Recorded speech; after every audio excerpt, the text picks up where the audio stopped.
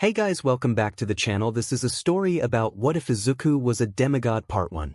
If you guys enjoy this what if and want to see part 2, comment down below and let me know before I start. Please do support for more awesome content and leave a like, and don't forget to subscribe to my channel and also share this video with your friends and check out the description in my playlist. The author of the story Makedonius from Wattpad. So let's start the video. Former name: Izuku Yagi. Personality: kind, caring, gentle, cheerful. He always wanted to help where he can until he was diagnosed quirkless and he was kicked around. Likes: All Might, his family, his sister and friends, his uncles and aunts, and his grandpa Torino Izuku child. The day as he disappeared, his tormentors gave him a scar on his left eye. He lost his eye but later got a new one from the gods. They also changed his eye color from deep green to aquamarine green. The day as he disappeared, his tormentors gave him a scar on his left eye. He lost his eye but later got a new one from the gods. They also changed his eye color from deep green to aquamarine green.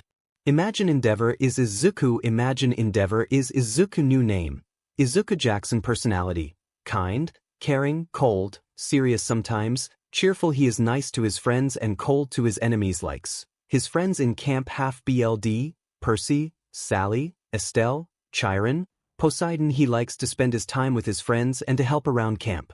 Dislikes: former family, the 𝗵𝗃𝗲 and 𝗳𝗪𝙁𝗎 twins, titans, bullies and arrogant people. He is ashamed to be related to Izumi and 𝐒𝐭𝐴 and wished Sally were his biological mother. Weapon: he is black belt karate fighter, a skill he picked up in his time in America. His primary weapon is a trident, what he got from his father Poseidon. Look. 8. Look. Just imagine the scar and the aquamarine colored eyes. Also his hair is more black than green. Just imagine the scar and the aquamarine colored eyes. Also his hair is more black than green. Casual clothes. Casual clothes. Hero suit. Hero suit. Izumi. Vehicle: it was a present from Poseidon for Izuku before going back to Japan. 68. Vehicle: it was a present from Poseidon for Izuku before going back to Japan. Vehicle: it was a present from Poseidon for Izuku before going back to Japan. 8. Ship: Izuku Jiro in this story is also a demigod, but not from a Greek god but from 𝗵𝘃𝗲, the Japanese war god and one of the 7 gods of luck. Jiro in this story is also a demigod but not from a Greek god but from 𝗵𝘃𝗲, the Japanese war god and one of the 7 gods of luck. She and Izuku are childhood friends. Also her mother and 𝐒𝐭𝐲 are kindergarten friends. 𝐒𝐩𝐢 fights with her quirk, or a katana that she got from her father. Izuku tells: many people would think it's cool and awesome to be the son of the number 1 hero and number 7 heroine. Well, it was cool and awesome at least until you hit the age 4 and are diagnosed quirkless. Because after that 𝗧𝗃𝗃 was really going down, you are ignored so that you're supposed to be parents can spoil their little princess that has a strong S-class ranked quirk. Your sister would start bullying you along with your former friends and the school would join them. But not everyone turned their back on me. My uncles, aunties and grandparents were there for me, but I never told them what I am going through mainly because they all have their own problems and a lot of work and I didn't want them to worry about me. The only friends that I had left was Momo and Kyoka Jiro, but they couldn't help much. My also called parents never realized when I came home beaten to a bloody pulp. They also didn't realize that they never gave me food, leaving me to care for my own. Well, but enough about me, let's get to the story. Now where should I start? I know, why don't we start the day when I came to camp? No one POV. Dagobah Beach. 𝗂𝗧𝗏, screamed Izuku, stumbling back holding his left eye. Izuku. Izumi screamed. She tried to reach her brother but was fended off by Izuku swinging a stick he found. What the hell did you do? Screamed Jiro at Izumi. The other 4 were left in shock. They didn't want to take it this far. Momo created some bandages and was now trying to call an ambulance. 𝐒𝐭𝐴, come down, we are trying to help you. Katsumi said she was trying to reach out for Izuku but Izuku just stumbled back into the water. Deku, don't you listen, calm down you nerd. 𝗵𝘃𝗲 screamed, trying to grab him but Izuku jumped back, hitting Katsuki with his stick. Izuku was now knee-deep in the water. Then Jiro pushed 𝗵𝘃𝗲 aside and was walking slowly towards Izuku, trying to calm him down. Izuku, everything is okay, Jiro said, followed by Momo. Yeah, calm down, we are helping you, okay? Seeing his only 2 friends, Izuku calmed and lowered his guard just to feel something pulling on his feet. Then all of a sudden he was pulled away. Izuku screamed before disappearing under the water. Everyone was left frozen. Only Jiro screamed, Izuku. She ran to the place where he stood a few seconds earlier just to be pulled back by Momo. "Let me go." Jiro screamed, "No, it's too dangerous," Momo said. Momo pulled Jiro back to the shore.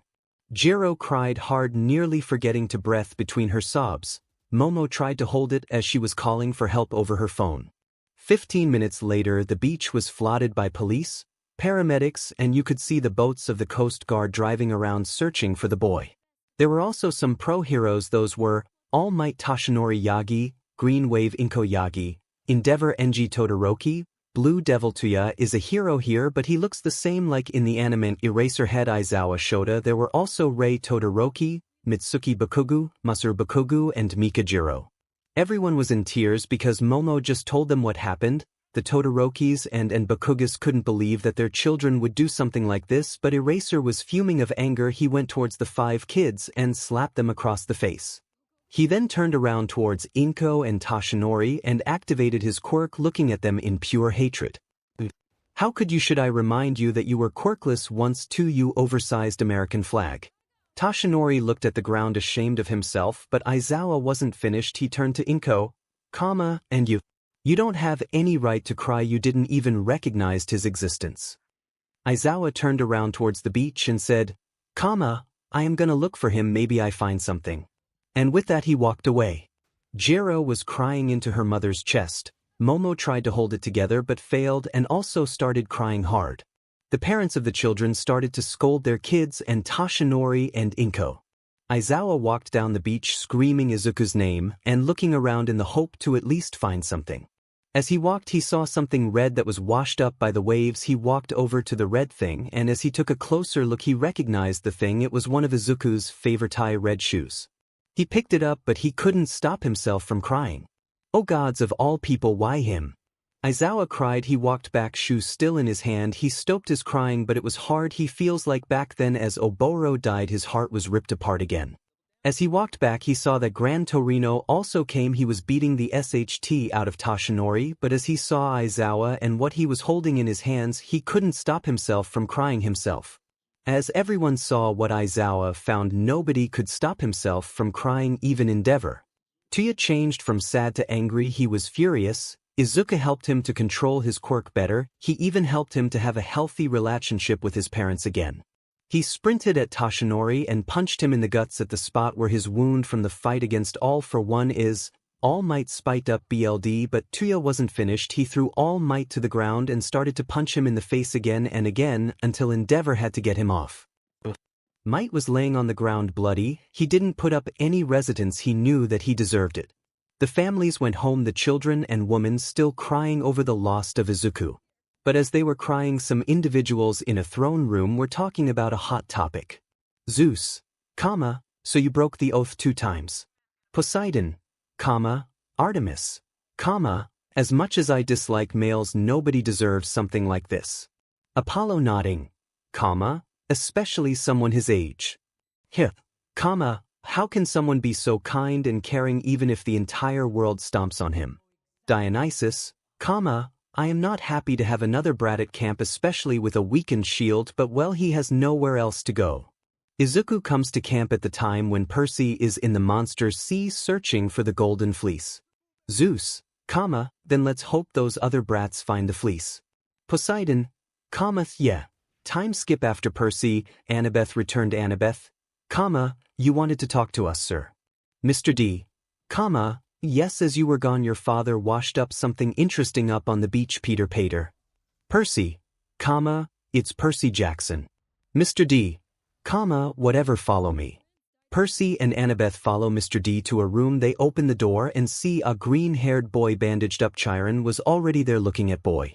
The boy was sleeping. Annabeth and Percy walked to the bed to see that his left eye was also bandaged. They both wondered who that boy was and why he was in this condition. Mr. D, I like to introduce you to Izuku Yagi.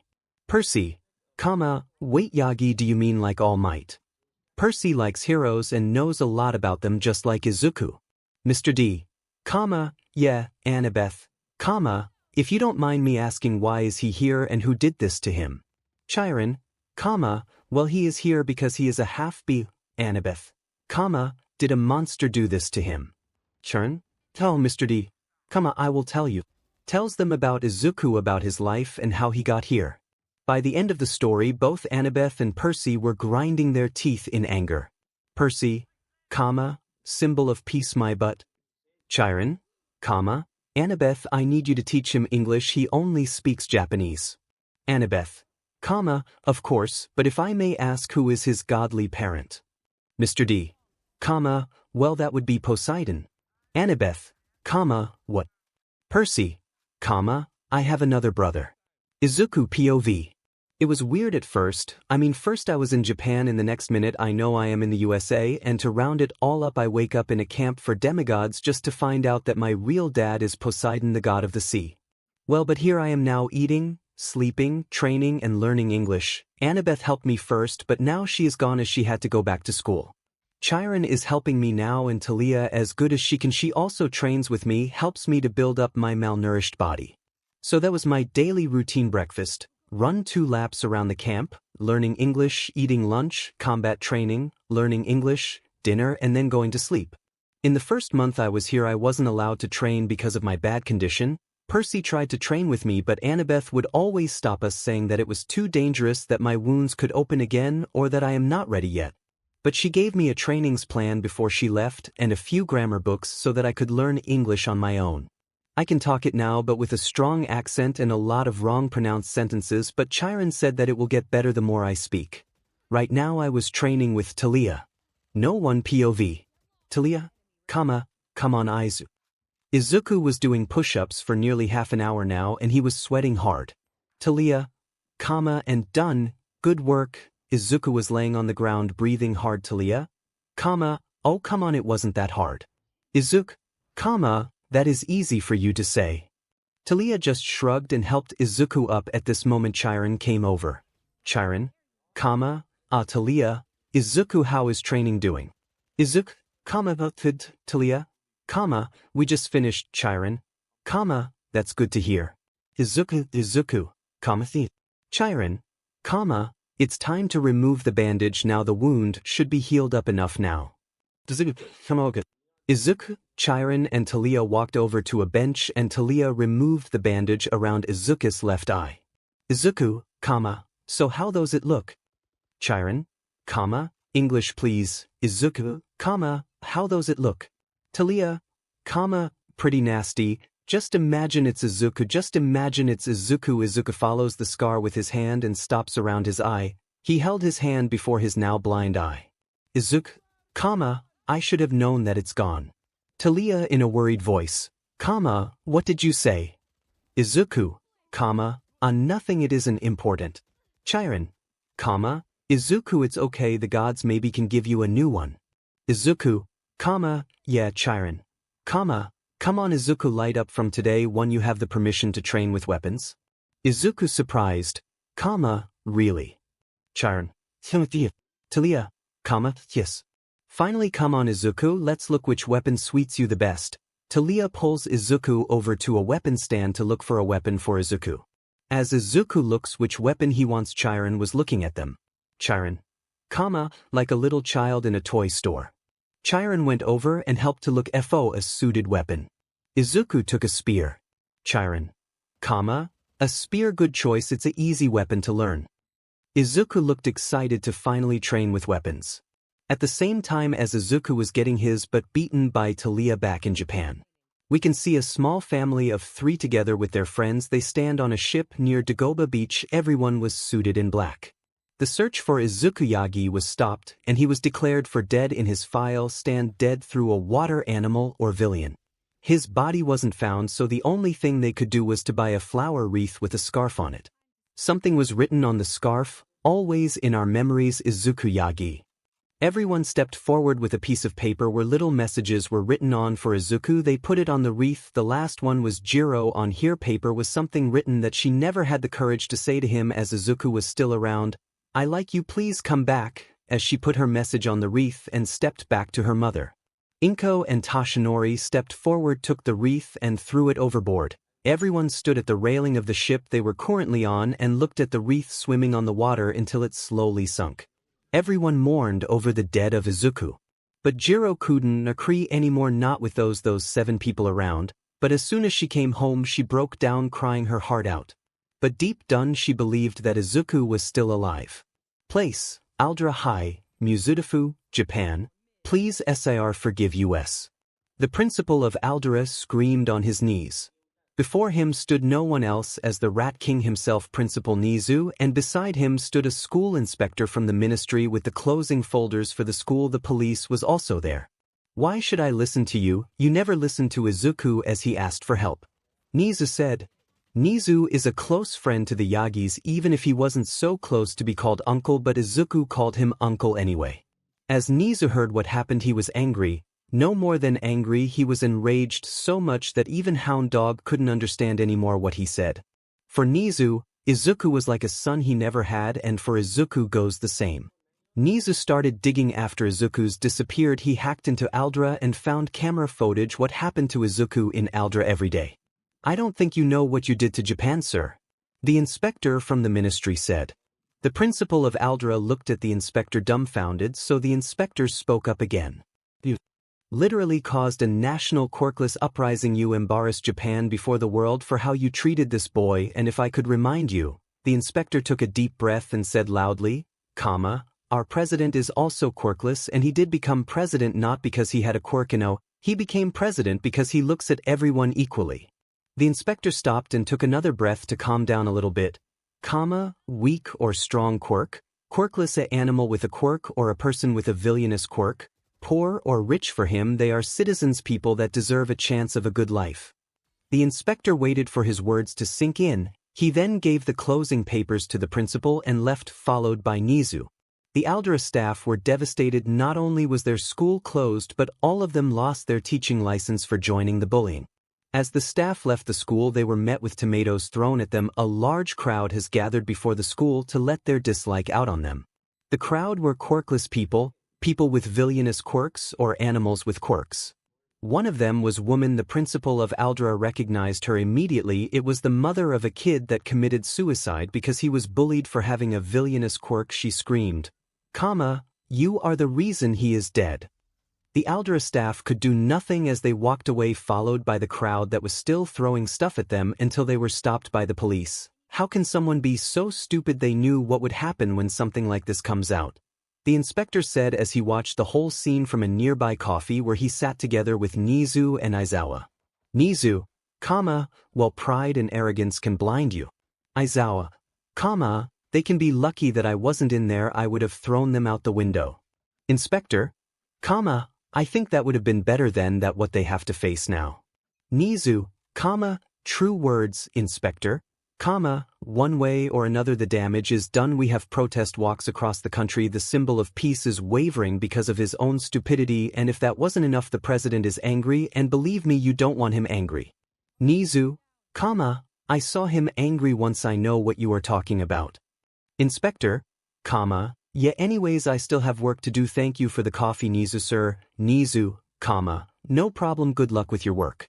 Inspector, thank you. The inspector left and Izawa and Nizu were sitting alone. Izawa wanted to get his thoughts off of 𝗧𝗪𝗧 and started another conversation. Izawa, how is Chiron doing? Nizu, I don't know. I haven't talked to him for a while now. Izawa, and Lady Athena. I know she talks to you telepathic. Nizu, my mother was quiet for the last year. I don't know why. Normally she talks to me once a month. Izawa, why don't we iris massage Chiron? He is at camp anyways. Nizu, true, so come on, let's go to my office. Izawa and Nizu paid for their coffee and left towards Ue. Back to Izuku. Izuku was currently taking a break day. He trained the last 2 weeks without break because he wanted to become better so he could beat 𝗬𝗪𝗧 in combat, but every time he tried his but got beaten. He wanted to train today, but one of the Apollo kids, 𝗬𝗪𝗧, has forbidden it. He even hid all the spears, much to the dislike of Izuku and Clarice. Izuku was walking around just relaxing and drinking some cola. He reached the big house and was actually planning to go back to cabin 3, but Chiron called out to him. Chiron? Izuku, could you please come in here for a second? Chiron turned around and walked into the house. Izuku walked towards the house. He tried to stay calm, but internally he was panicking. He thought they would throw him out. Izuku opened the door and walked into main room of the house just to see Chiron and Mr. D sitting in a chair looking at the table. As Izuku looked at the table, he saw a peeling trident. D sitting in a chair looking at the table. As Izuku looked at the table, he saw a peeling trident. Chiron, Izuku, your father sended this with his regards. Izuku, this is for me. Chiron, 𝗂𝗵𝗃𝗲 created it by request from your father. Izuku, why would he do that? Chiron, because he wanted to give you a gift after everything he thinks you deserve it. Chiron picked up the trident and gave it to Izuku. Izuku took it and admired the appealing weapon. Mr. D, you can also hit the weapon. It's easier to walk around with it when you walk amongst mortals. Izuku, how do I do that? Chiron, just imagine it transforming into a trident necklace. Izuku closed his one eye and concentrated. He imagined the trident transforming into a necklace, and as he had the image in his head, he felt the trident transform in his hand. As he opened his eye, he saw a necklace with a trident pendant. Izuku closed his one eye and concentrated. He imagined the trident transforming into a necklace, and as he had the image in his head, he felt the trident transform in his hand. As he opened his eye, he saw a necklace with a trident pendant. He looked at the now transformed trident and wanted to ask how he can transform it back, but before he could ask, Chiron already answered. Chiron, come out, just pull it off your neck. Izuku nodded and put the necklace around his neck. He looked at the necklace until he saw that there was something misty coming from the sink. He looked over, and as he did, the other two in the room did it too. Turn. 𝗂𝗧𝗏 message. The mist formed up and faces began to form on the mist. As the faces got sharper, his eye went wide. The same goes for the people on the other side. Uncle Zawa, Uncle Nizu. Aizawa and Nizu, Izuku. Izuku, Nizu and Aizawa screamed, "What are you doing at camp?" Aizawa asked, shocked.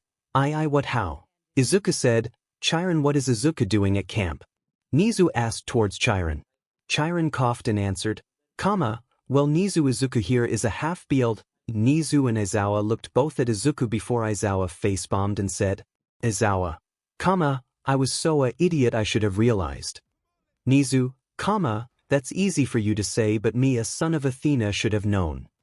Real short, Nizu was created by Athena and she sees him as son and Nizu sees her as mother. Nizu looked back to Izuku and asked, who is your godly parent? Izuku. Izuku, Poseidon. Nizu and Aizawa got big eyes and looked at each other. Then Aizawa said to Nizu, Aizawa, so Poseidon broke the oath with my sister. Nizu, to be honest, I wondered who would be the second one to break the oath. Nizu knows about Talia. Nizu, I think you were shocked to find out that Poseidon broke the oath. Chiron, to be honest with you, Nizu, after his brother came to camp, nothing surprises me anymore. Aizawa, brother. Chiron, Poseidon broke the oath 2 times in 2 years. Izuku is 1 year younger as Percy. Aizawa, so the only one left that didn't broke the oath is Hades. Chiron, Izuku, Uncle Zawa, Uncle Nizu, who are your godly parent? Nizu, mine is Athena, goddess of wisdom. Aizawa, mine is Hypnos, god of sleep. No surprise there. Nizu and Aizawa looked at Izuku. They looked at each other until Nizu saw Izuku's left eye. Nizu, Izuku, what happened to your eye? Izuku, that happened before I came to camp. Aizawa, angry, who of them did this? Izuku, Izumi. Chiron, who saw that Izuku was uncomfortable with the situation, stepped in. Chiron, Izuku, can you say goodbye to your uncles? Me and them have to talk about something. Izuku, okay, goodbye Uncle Zawa and Uncle Nizu, hope to hear from you again soon. Nizu and Aizawa, goodbye Izuku. Izuku walked out of the house and Chiron turned towards the 𝗂𝗵𝗃𝗲 message.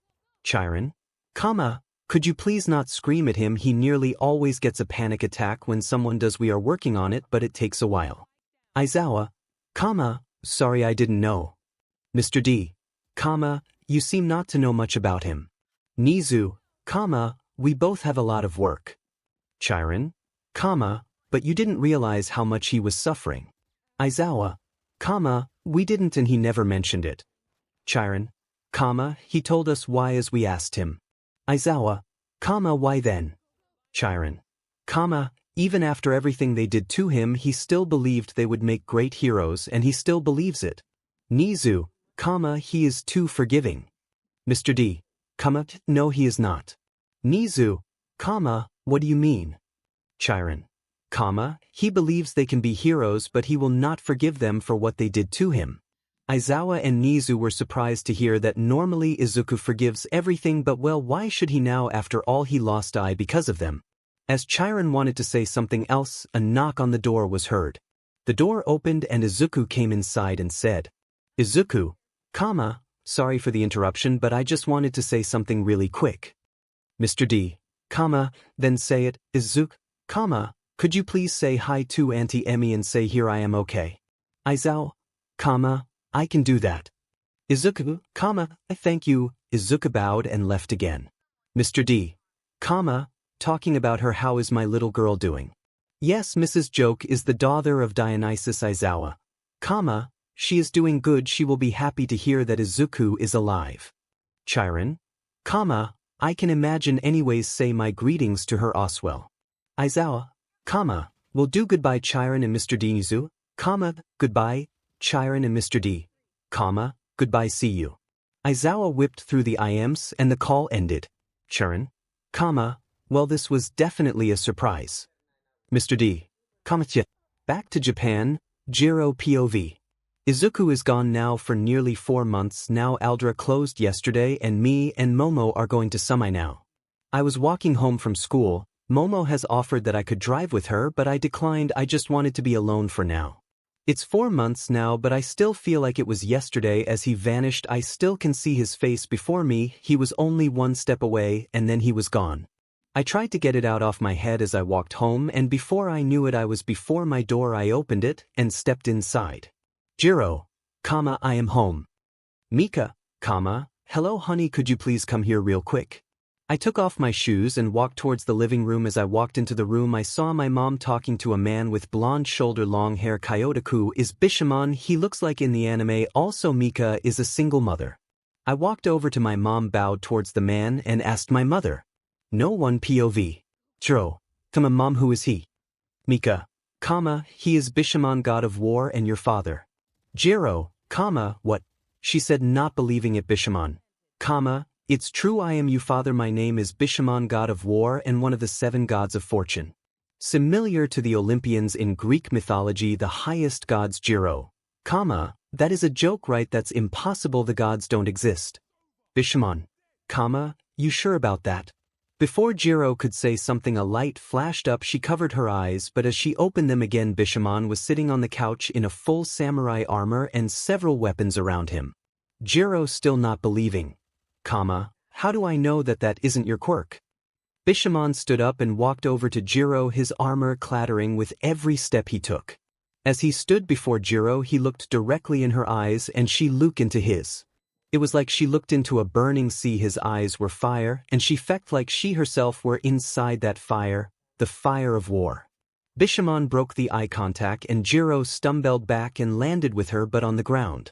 Bishamon walked back to couch he was sitting on and flashed back to normal towing the weapons were gone too. Bishamon, so let's get back to the topic for what I came here. We can see the 8 plus Izuku, also Jason survived Calypso, Talia, Reina, Nico, Grover, Tyson and was sitting around a campfire near the camp. The mood wasn't the best because Izuku got a quest alone and that quest was to go back to Japan and join UA. Izuku wasn't happy about, his friends were worried and angry about it they all know his story and nobody wants him to go back. Leo, I don't understand it why UA. It's not like America has hero schools on his own. Jason, some are even better than UA like the NY. New York City Hero School Izuku, well after all that what we went through I thought nothing could surprise me anymore. Will, what are you gonna do when you see them? Izuku, to be honest with you Will I don't know, when I think about it there are many different scenarios one is to simply punch them straight in the face. Annabeth, well don't do that, I think that you don't need to worry about them. Percy, why that? 𝗵𝗃𝗃, you look completely different. I don't think that they recognize you. Will, yeah, 𝗵𝗃 is right. Nico, you got a different hair color, a different eye color. The only way they could recognize you is when you blow your cover through your own stupidity. That was right. Izuku has completely black hair, no green anymore. He also has two eyes again that are aquamarine green in color, not deep green. It was a gift from the gods after the Battle of Manhattan. But he still had the scar on the left side of his face. Izuku, yeah, you're right, they never paid attention to me. Anyway, the only hard thing is to be so far away from you guys. Piper, we will miss you too. Zuzu. Hazel, yeah, and no fear, we will visit you when the time gives it. Frank, yeah, when we have some free time from being creators. Percy, yeah, and even if we can't visit, we can still IMs each other. Calypso elbows Leo in the side. Leo, ouch, what was that for? Calypso looked annoyed and pointed at the bag Leo brought. Leo, oh yeah, thanks for reminding me, honey. Leo took the bag, opened it, and took out a little present. Leo, here, with that thing you can message us all without spending your Drammy. Izuku took the present and opened it, and in the box was a phone. Izuku, a phone. Leo, yeah, monster-proof, make Leo. Izuku smiled, thank you, Leo. Leo, no problem, Izu. Izuku put the phone back in the box together with the charger. He would activate it later. Just as problem Izuku was solved, Leo changed topic. Leo, Talia, a quick question, are the rumors true? Hazel, what rumors? Talia, yes, Leo, they are true. Izuku, what rumors? Talia, about me leaving the hunt. Percy, you are leaving the hunt. Everyone around the fire minus Leo and Reina was shocked. Before someone could speak up, Talia added, Talia, I consider leaving the hunt. I haven't come to a decision yet. Izuku, Talia, as I joined the hunt, I thought this was the right decision for me, that was my fate, but now I realize that it was a decision I made to fast the betrayal of Luke hurted so much that I just wanted to get away from it. Talia looked down, tears forming in her eyes. Izuku and 𝗵𝗃 got over to Talia to comfort her. Izuku is like a little brother to Talia, and Talia is like a big sister to Izuku. Reina joined, and soon Talia smiled again. Talia, thanks guys. Izuku, 𝗬𝗏, equally what your choice is, just know that you have all of us. We are here for you if you need us. Talia hugged Izuku. And Izuku returned the hug. But of course Leo wasn't done with questions. Leo, do you have someone in mind who will replace you as lieutenant if you leave? By this question looked more annoyed Talia. No, I don't. At first I asked Reina, but she declined. Maybe Phoebe if she want. Hazel, why did you decline Reina? Reina, I am not that long in the hunt to accept a position like that. Also, there are many other huntresses that are far longer in the hunt than me. Izuku looked at Reina with a knowing look. Reina looked away. Reina told him why she joined the hunt, but let him swear on sticks to say it no one. Before Leo could ask another question, Izuku stopped him with a question for Percy. Izuku, Percy, what is the time when mom comes to pick us up tomorrow? Sally adopted Izuku after the Titan's curse. Sally was the mother Izuku never had. She helped him a lot with his past. She was there to comfort him when he needed it, something his old mother never did. And as Paul came, Izuku got a faith he couldn't ask for more. He was happy to be part of a family that really cares for him, a loving mom, a caring dad, a cool big brother, and a sweet little sister he could spoil. Percy, around 10 a.m. I think. Piper, do you have something planned? Percy, not really, we just want to spend time together before Izuku needs go back to Japan. Piper, when do you fly back? Izuku, this Sunday. On Monday is the entrance exam. Jason, aren't you recommended? Izuku, yeah I am, but I still have to make a written exam. It's a harder version as the normal exam, but well. Leo, you are pretty calm about it, don't you think? I mean, it's going to be super hard for you because of your dyslexia. Izuku smirking, well my friend, then it's good that I have the advantage that the principal is my uncle. I already know the answers to the questions. Calypso, isn't that cheating? Izuku, nah, it's not with dyslexia. After that they just sat around the fire until Annabeth stood up and said, Annabeth, well it's getting late, we should go to sleep, we have a long day tomorrow. Leo, wait, you are going with them? I gave a really look towards Leo, oh right, sorry. After Percy, Annabeth and Izuku fell into Tartarus. Annabeth and Percy needed each other to forget the horrors. As for Izuku, he had to deal with them himself, but he dealt with it pretty good. Izuku, come on, let's go. The group separate and went towards their cabins. Izuku, Percy and Annabeth went into cabin 3. Izuku fall into his bed and Percy and Annabeth got into one bed and cuddled each other to sleep. Time skipped to Sunday. Sally, you are sure you have everything? Izuku, yes, I looked, I have everything. Sally, your trident? Izuku, around my neck is always Mom. Sally, okay, I just want to make sure that you have everything and that you are okay. Izuku, I am okay Mom, maybe a little nervous, but I am okay. Uncle Zawa waits at the airport in Japan for me as soon as I am landing. Sally, I am just worried because you have to go back near those BAS. Sees Estelle bad people again. Izuku, I know Mom, I don't like it either, but it will be okay, they won't recognize me, and also Uncle Zawa and Uncle Nizu are there. Sally hugged her adopted son as tears were streaming down her cheek. She didn't wanted him to go back. Sally let go and Paul came forward.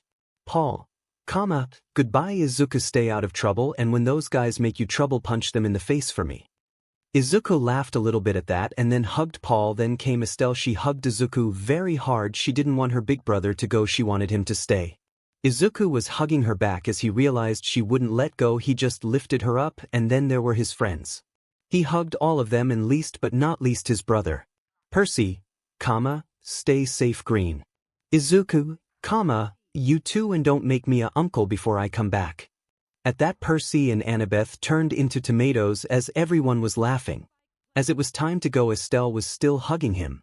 Sally came and said to Estelle, Sally, come Estelle, don't you want to give your brother his present? Estelle, yeah. She let go of Izuku and run to Paul, and Paul gave her a package. She then went back to Izuku. Izuku, thanks Estelle, what is in it? Estelle, open it. Izuku opened the package and inside was a nice green jacket with Japanese-style clouds on it. Izuku opened the package and inside was a nice green jacket with Japanese-style clouds on it. He put it on and smiled at Estelle and hugged her again. Izuku, thank you so much, it's appealing. Sally came over, took Estelle and gave Izuku a fast hug before he had to go to his plane. Izuku, bye guys, see you next summer. Everyone, bye. Izuku was walking out of the airport looking for his uncle. Aizawa Iris messaged him yesterday saying he would wait outside the airport for him. He looked around before he was tackled into a hug. He nearly lost his balance but captured himself in the last moment. He looked at the figure that was hugging him and saw cyan-colored hair, and he knew who it was. Izuku, hey Auntie Emmy. Emmy misses joke with tears, it's so long since I saw you. Izuku, you saw me yesterday Auntie, please stop crying. Emmy, but it's different to see you in a 𝐒𝐭𝐚𝐲 compared when you are really standing before me.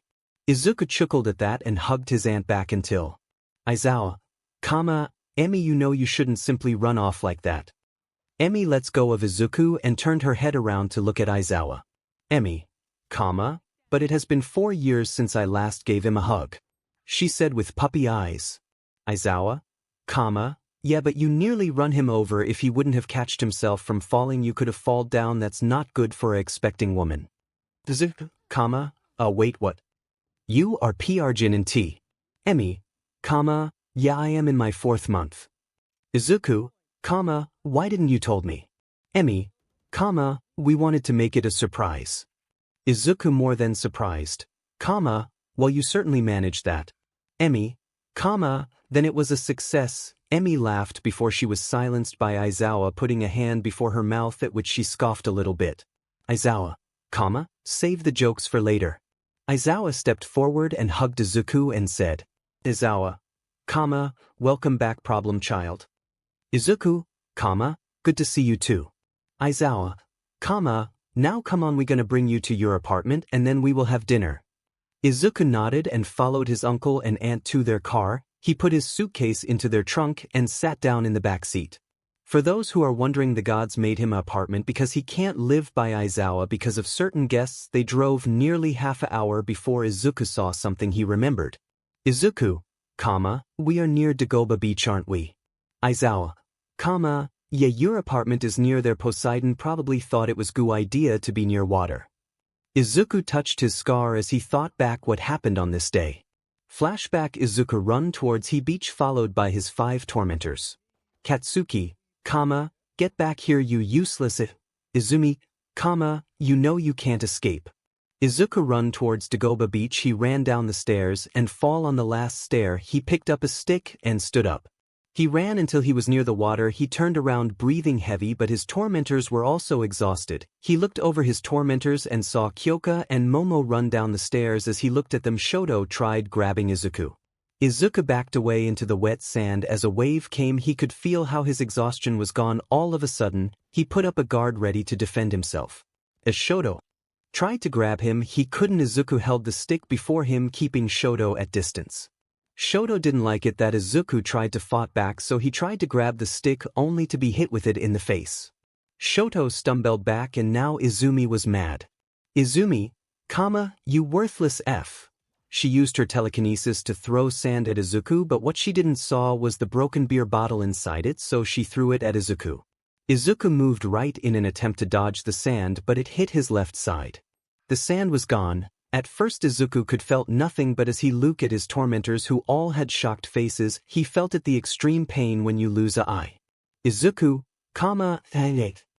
Flashback ends. Izuku was ripped out of his memories as someone screamed his name.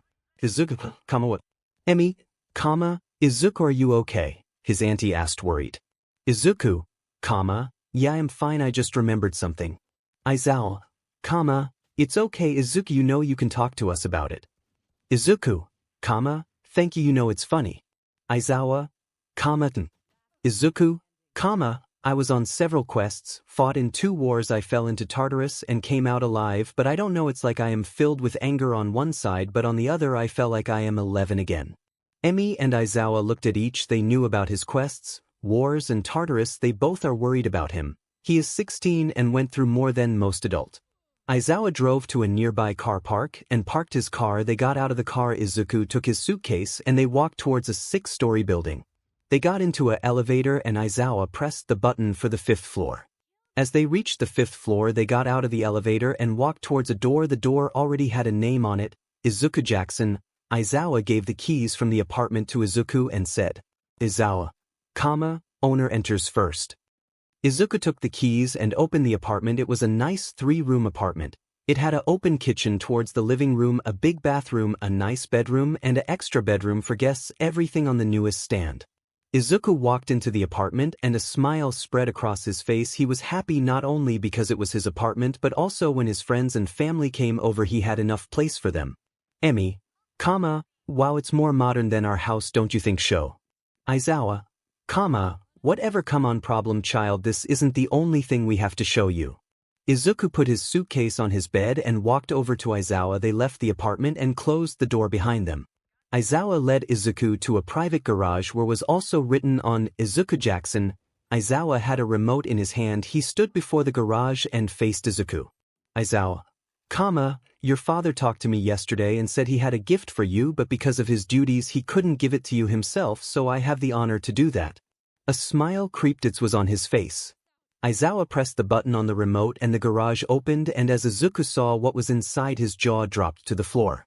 Izuku was extremely happy. That was the bike he once saw for sale, and since then it was on his mind, but he couldn't ask Sally to buy him something expensive like this, but he didn't know that Poseidon knew that he wanted that bike. He had tears in high 20. Izuku was extremely happy. That was the bike he once saw for sale, and since then it was on his mind, but he couldn't ask Sally to buy him something expensive like this, but he didn't knew that Poseidon knew that he wanted that bike. He had tears in his eyes as he was hugged from his auntie.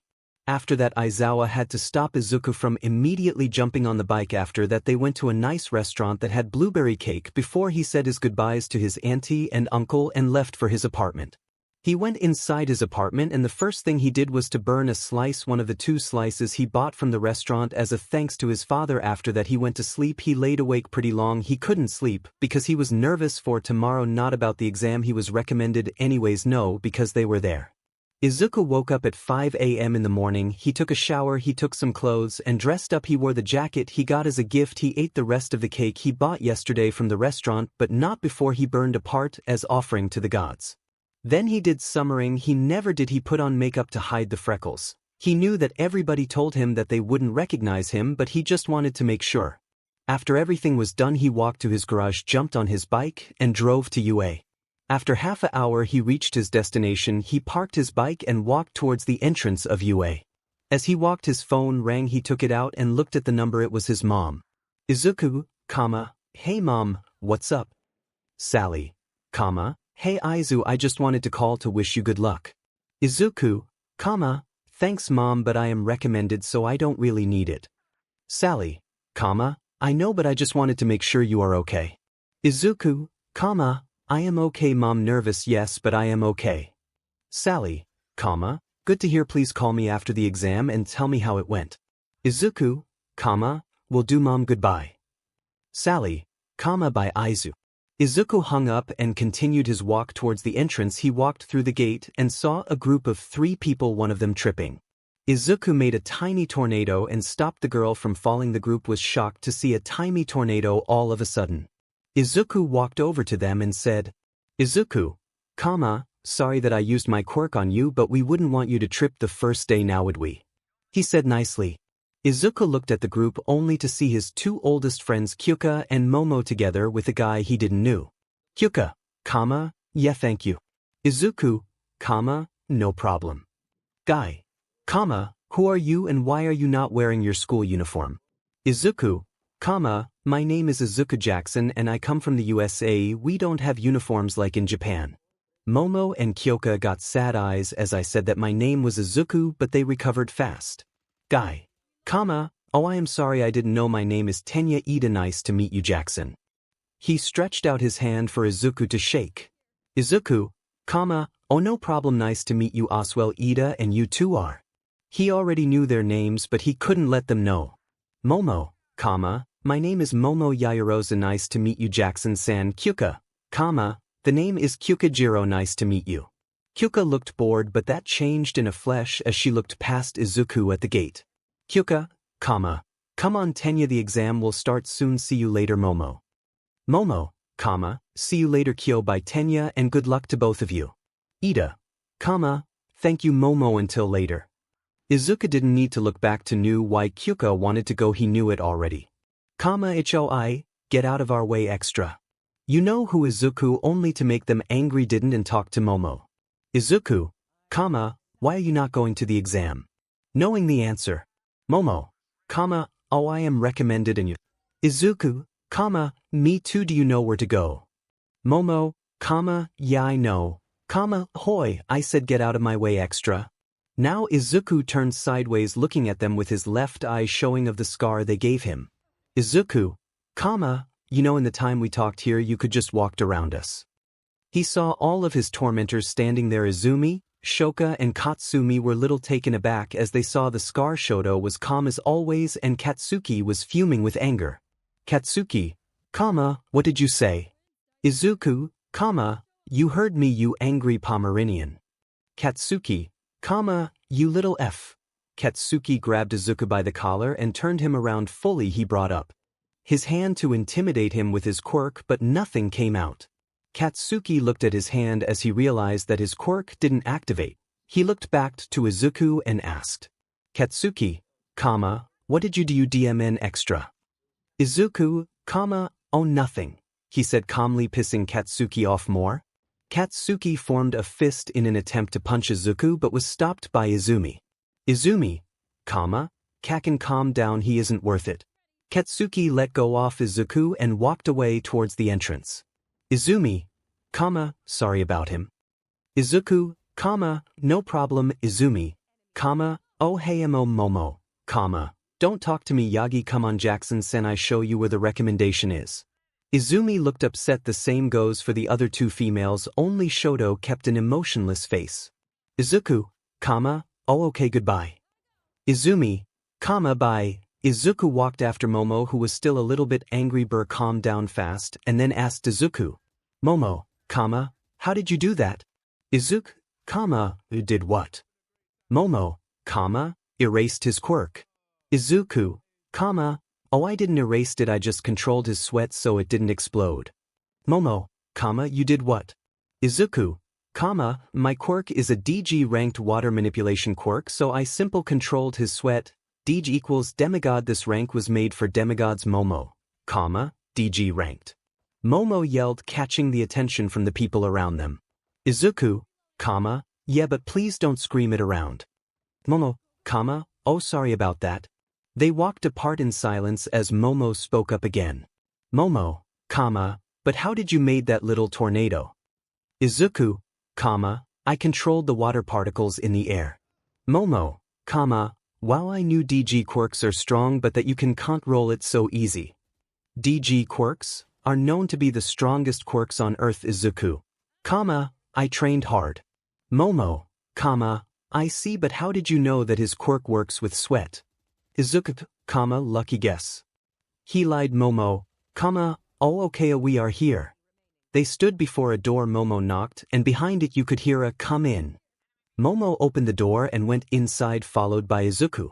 They saw Principal Nizu and Aizawa together with some pro-heroes. Two of them were All Might and Green Wave, and one other student that was Shoka Todoroki. Nizu, it looks like our other recommended students are here. Momo, good day sir, she said and bowed. Izuku did the same. Nizu, good day to you Oswell. Now that every recommended student is here, it's time to begin your exam. Every adult begun leaving the office. Green Wave looked at Izuku and Izuku hoped she didn't recognize him already, but lucky for him she didn't, as everyone was gone. It were only 5 people in the room: Shoka, Izuku, Momo, Nizu and Aizawa. Nizu, Mrs. Todoroki, Mrs. Yaoyorozu, here are your exam. Nizu gave them the exam and then turned towards Izuku. Nizu, and you Mr. Jackson can go with Aizawa here for your ORL exam. Shoka, why can he make a ORL exam? Nizu, because Mr. Jackson here has dyslexia and it's easier for him. Shoka, oh sorry. Nizu, now Mr. Jackson please follow Aizawa here. Izuku, okay. Izuku and Aizawa walked out of the room. As they were outside the room, Izuku let out a deep breath, what he didn't know he was holding. Aizawa, are you okay? Izuku, yeah it's just weird to see them again. Aizawa, I can imagine. Izuku, so what are we gonna do? Aizawa, nothing, we are gonna wait half an hour and then go to the monitor room and look at the normal exam. Izuku, okay, have nothing against that. So they did that. They simple sat in a random room for half an hour talking about random stuff until they went towards the monitor room. Everyone was surprised to see that Izuku already finished his exam. They sat down and waited, Momo and Shoka joining them after another half hour. Izuku looked around the monitor room and saw GW, Green Wave, All Might, Endeavor, and to his surprise Blue Devil Dabi, Tuya. As the written exam was over, the physical part started.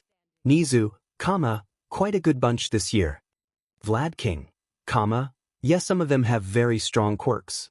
Aizawa, yeah but no technique behind it, they simple relate on their quirk that isn't good. Tuya, power without technique can lead to their downfall. All Might, how is our daughter doing sir? Nizu, pretty good, she got enough rescue points, success with that alone. All Might, I didn't expected anything less from her, she trained to be one of the best. Izuku tried to stay calm but to say it was hard, but then Tuya spoke up. Tuya, oh yeah, how did she train? By bullying quirkless people. This caught everyone in the room off guard, at least those people who didn't know about Izuku and what happened to him. Snipe, what do you mean? Endeavor, nothing. He gave a knowing look towards his son and Tuya shut his mouth. All Might and GW on the other hand looked at the ground, knowing very well what he meant. Izuku, who is first place? He asked to bring the tension down.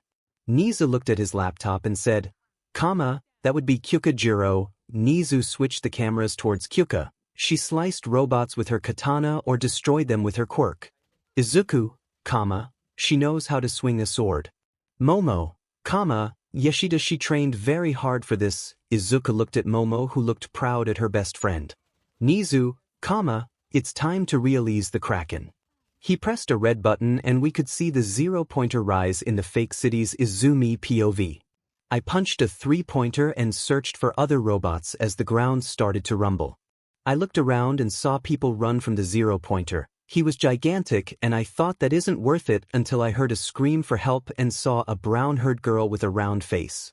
I run towards and lifted the chunk that fell on her with my telekinesis and threw it at the 0-pointer.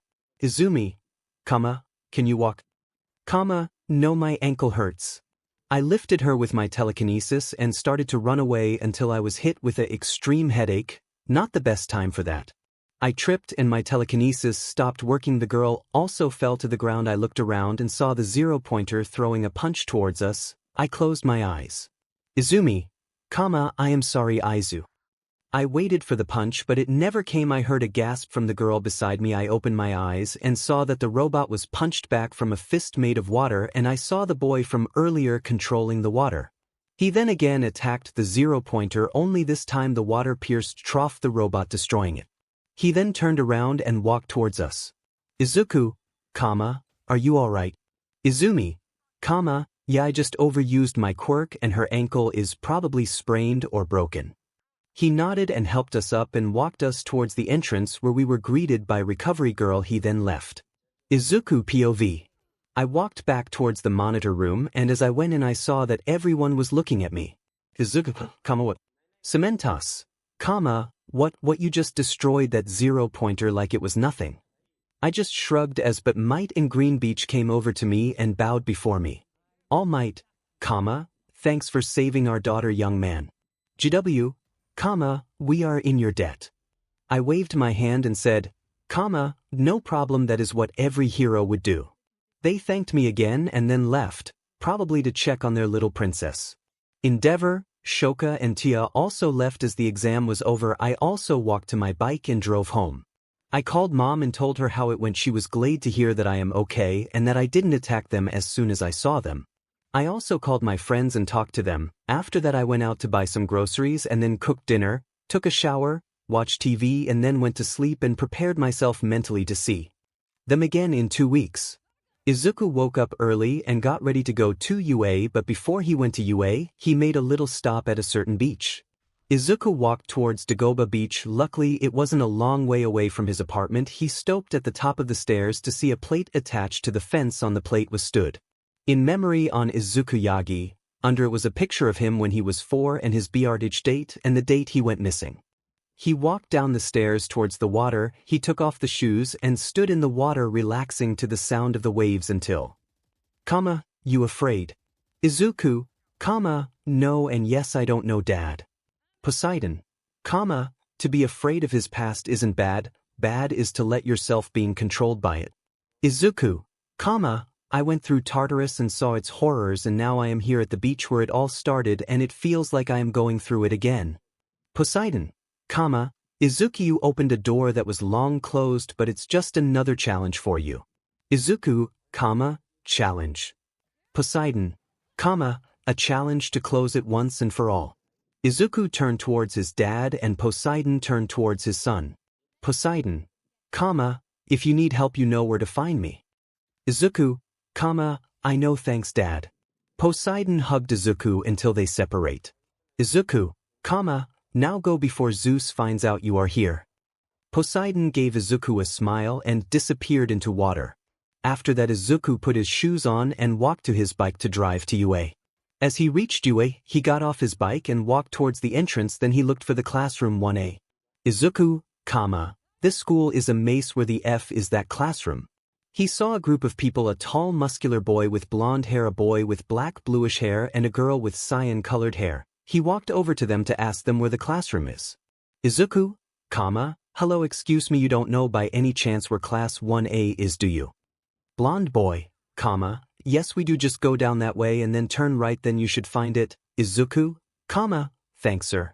Blonde boy, no need to call me sir, my name is 𝗵𝗲𝗀 𝗧𝗏 from class 3A, nice to meet you.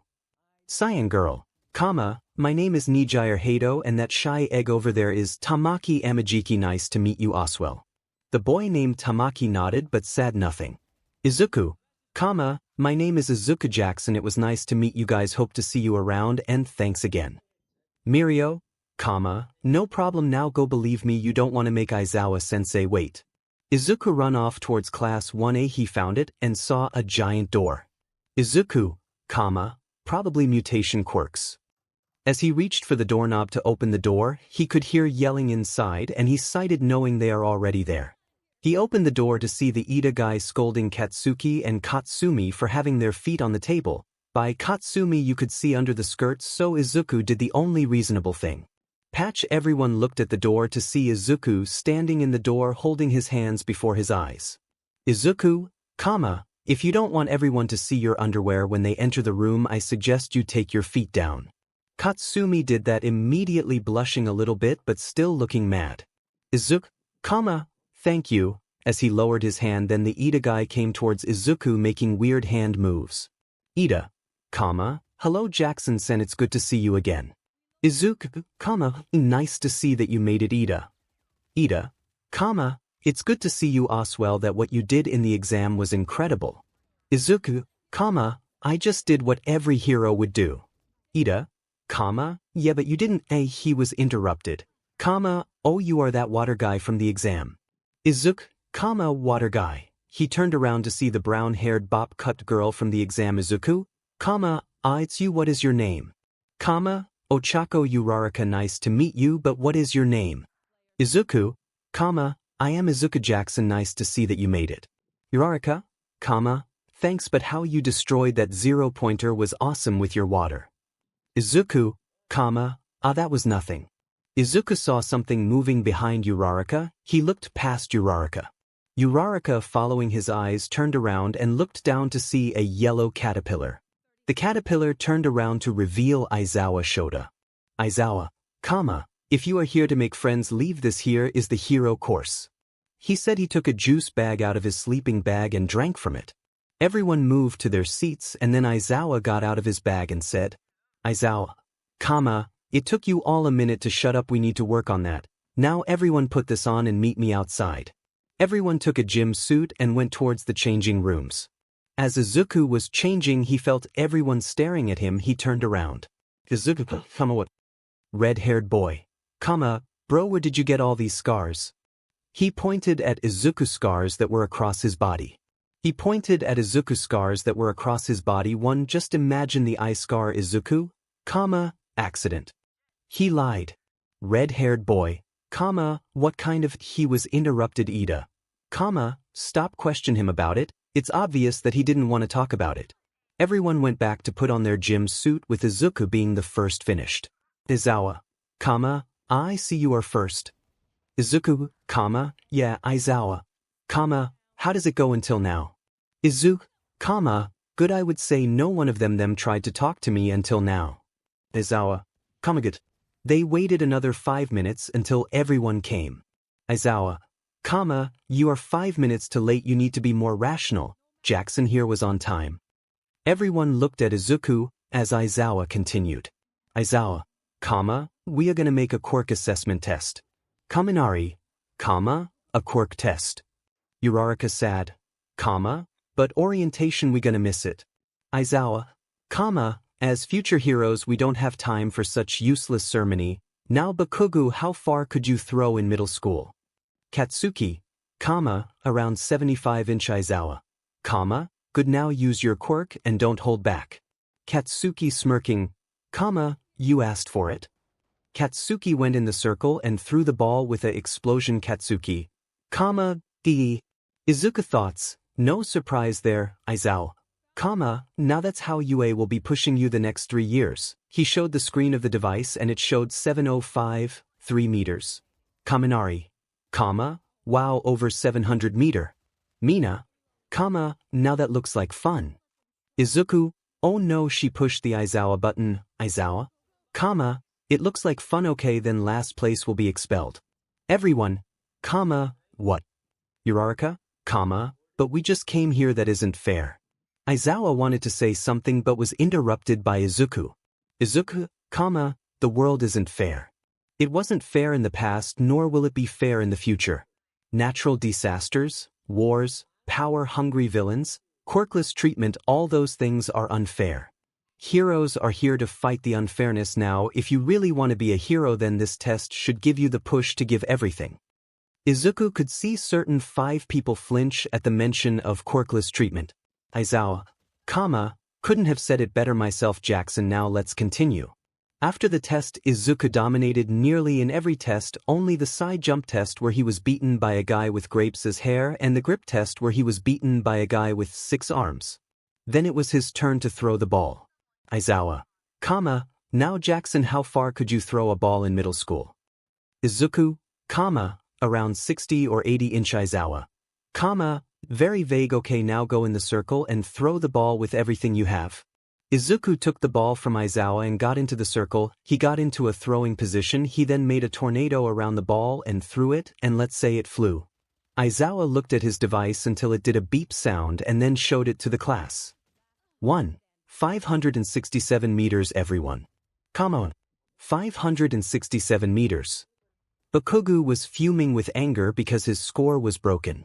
Katsuki, you BS, do you think you are better than me? He tried to shot himself forward towards Izuku only to be wrapped in the capture gear from 𝗧𝗏 with his quirk activated. 𝗧𝗏, Bakugo, can I remind you that you are on very thin ice and that when you do something like that again I will expel you and let you be blacklisted. Bakugo just 𝗧𝗏, and 𝗧𝗏 let go of him. 𝗧𝗏, now here are the results. Results: Izuku Jackson, Izumi, Yagi, Bakugo, Katsuki, Kyoka Jiro. Minoru Mineta, no, that can't be happening, 𝗧𝗏, also the expulsion was a lie. I just wanted to get you to use your full potential. Now change and go back to class. Mineta breathed in relief as everyone went back to the changing rooms and then back to the class. As we sat down in the class, we just talked to each other until Ida stood up. Ida, about everyone introduces himself to the class. I am gonna skip to Izumi, my name is Izumi Yagi. My quirks are telekinesis and strength enchantment. I like Katsudon, my friends, my parents and my brother. My dislikes are bullies and perverts. Izuku needed to hold his anger as she stated that she loves him. Mina, you have a brother. Is he nice? Can we meet him? Izumi, yes, I have a brother and he was the nicest person you can imagine, and no, you can't meet him. Mina, why? Ida, your brother isn't by any chance Izuku Yagi, the boy that disappeared? Izumi, yeah, that's him. Ida, I heard how he was treated because he was quirkless. That was a scandal for Japan. Izumi just nodded and waked back to her seat. Then it was Izuku's turn.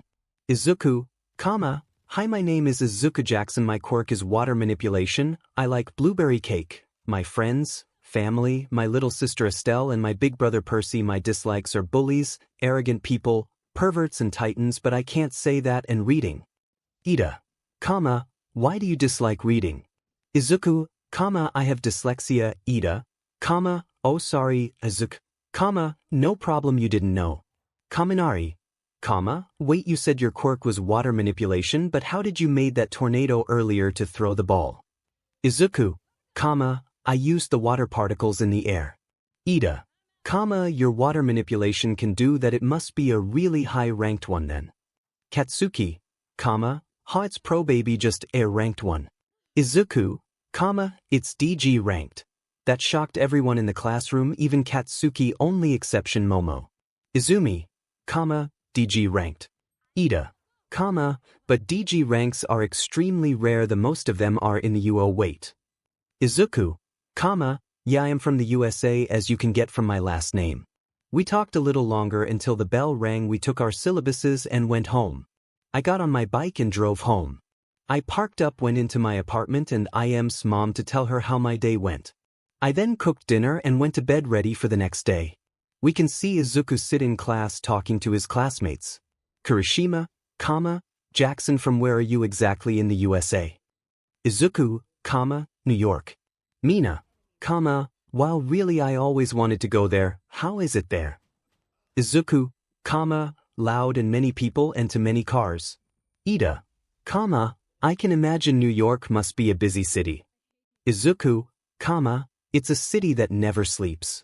They stopped talking as the door was opened rather loud and a booming voice came. All Might, we are coming through the door like normal people. Izuku thoughts, is that normal? But his class was overjoyed to see the number 1 and 7 hero coming through the door. As Green Wave alias 𝐒𝐭𝐲 Yagi came through the door, she looked towards Izuku and then immediately looked away.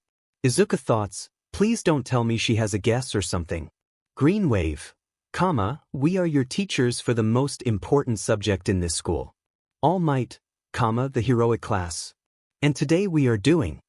He had a little plate in his hand that said, battle, and Green Wave had one that said, training, All Might, battle training. Katsuki, battle Izumi, training Green Wave, but what is a hero without his costume? She pressed a button on a remote and out of the wall came shelves with suitcases that had numbers on it. All Might, now everyone get changed into your costumes and meet us at Battleground B. With that everyone went to their suitcase and towards the changing rooms. Time skip Battleground B. All Might, okay, now is everyone here? Uraraka, no sir, Jackson isn't here yet. Izuku, sorry I am late. Everyone turned around to see Izuku in his hero suit with a golden shining trident in his hand. Everyone turned around to see Izuku in his hero suit with a golden shining trident in his hand. Uraraka, wow, Jackson you look so cool. Izuku, thanks Uraraka you look good Oswell. Uraraka, thanks but isn't it a little too tight? They were interrupted by All Might, okay now that everyone is here let's begin with the declaration of what we are going to do. Green Wave, there are villains with a nuclear bomb in a building, the hero's team target is to secure the bomb or capture the villains. All Might, the villains need to try to protect the bomb until the time runs out or the heroes are defeated. Green Wave, it's a 2 versus 2 we will draw the times. Ida, isn't there a better method to make the teams based on our quirk's strengths and weaknesses?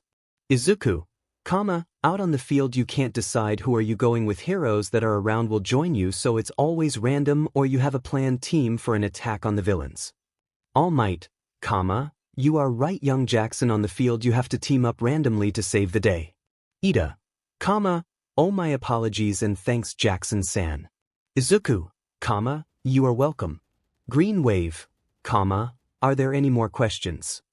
Katsuki, how much can we hurt our opponent?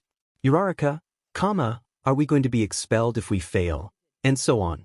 All Might, okay everyone calm down to your question young Bakugo don't hurt them too badly. Green, and no Uraraka you're not going to be expelled. Uraraka cited in relief and a few others. All Might now to the teams. Team A, Bakugo Katsuki and Shoto Todoroki Team B, Izuku Jackson and Kyoka Jiro Team C, Izumi Yagi and Tenya Ida Team D, Shoka Todoroki and Momo Yaoyorozu and so on, after the teams were made. Kaminari, I have a short question. All Might, yes young Kaminari.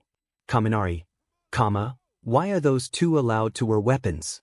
Kyoka, because we know how to use them and we are allowed to. All Might, they both know how to use their weapon and yes they are allowed to fight with them.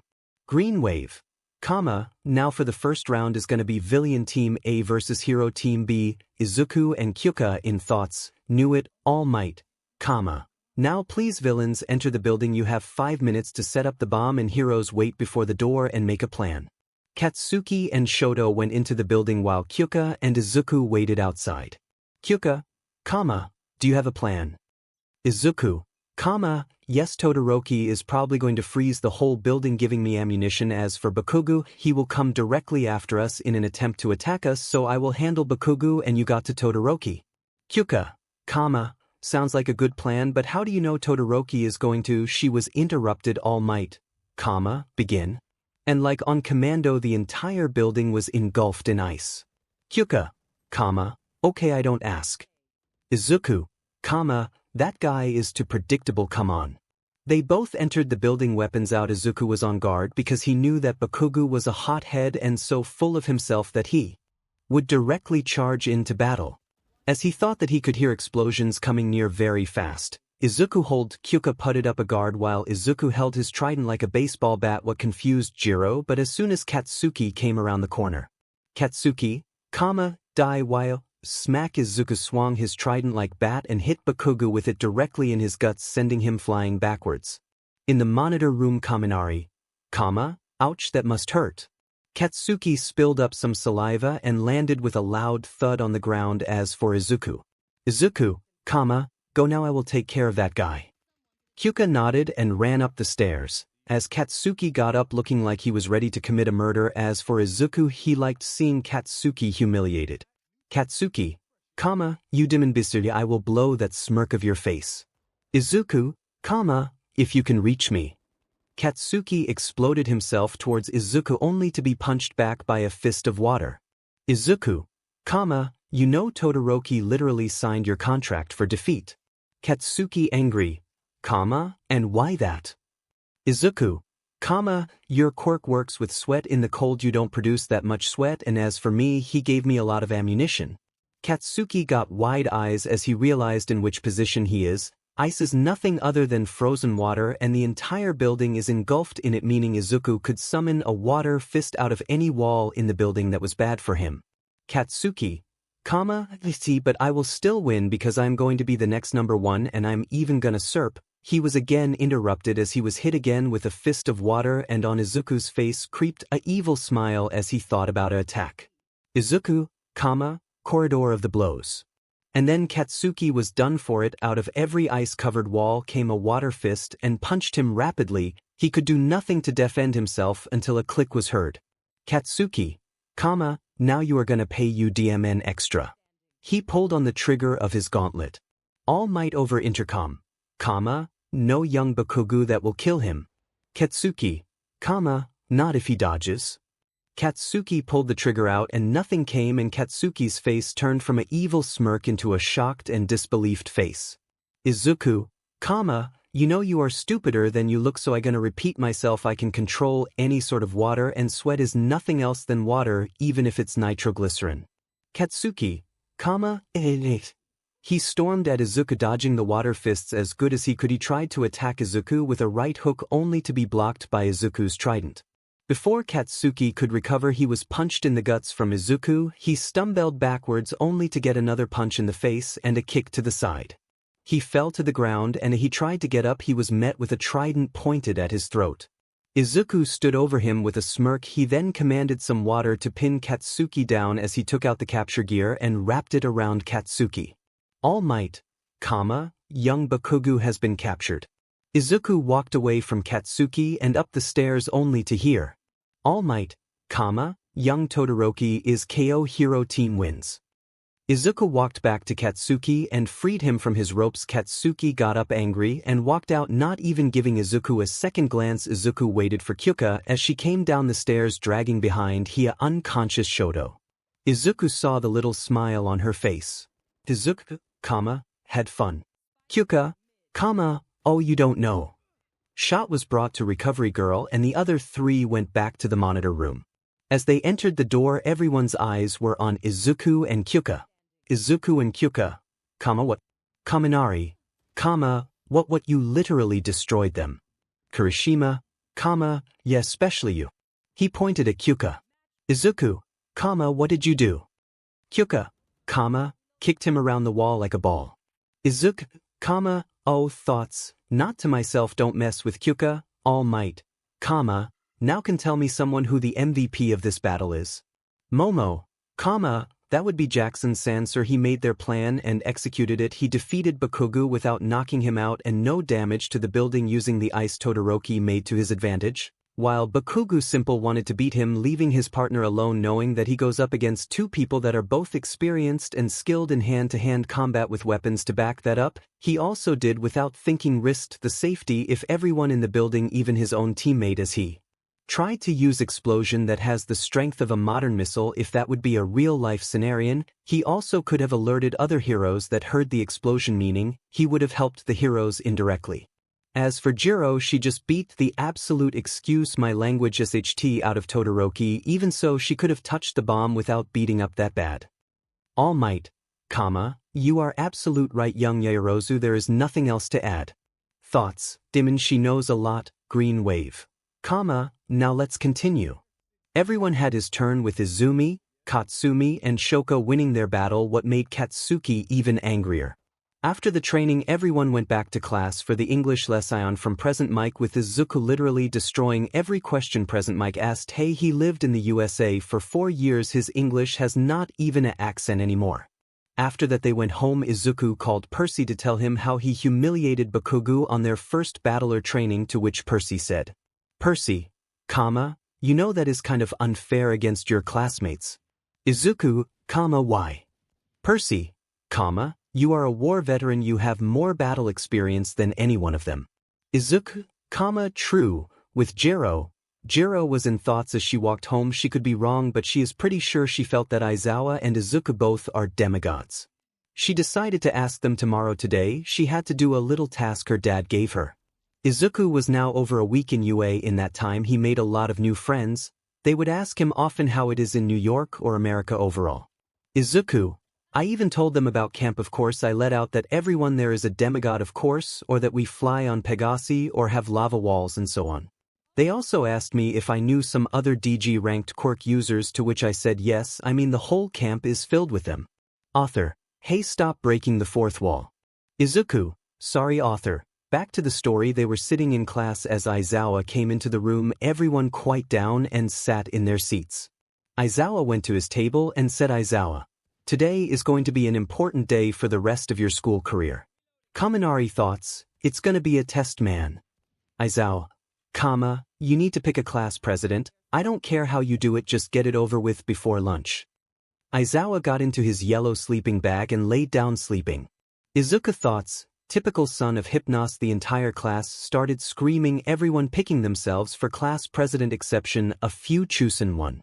Then Ida said we should vote democratically. Momo created 2 boxes and everyone wrote their candidate on a piece of paper. The results were Jackson 6, Yaoyorozu 3. Mineta 20. Mineta, since when does it give minus votes? The girls in mind deserved. Izuku and Momo went to the front of the class. Izuku, thanks for your trust, one will try to hold it. Momo, thank you all. Momo went back to her seat as Izuku walked over to his uncle, woke him up. At least he tried to wake him up.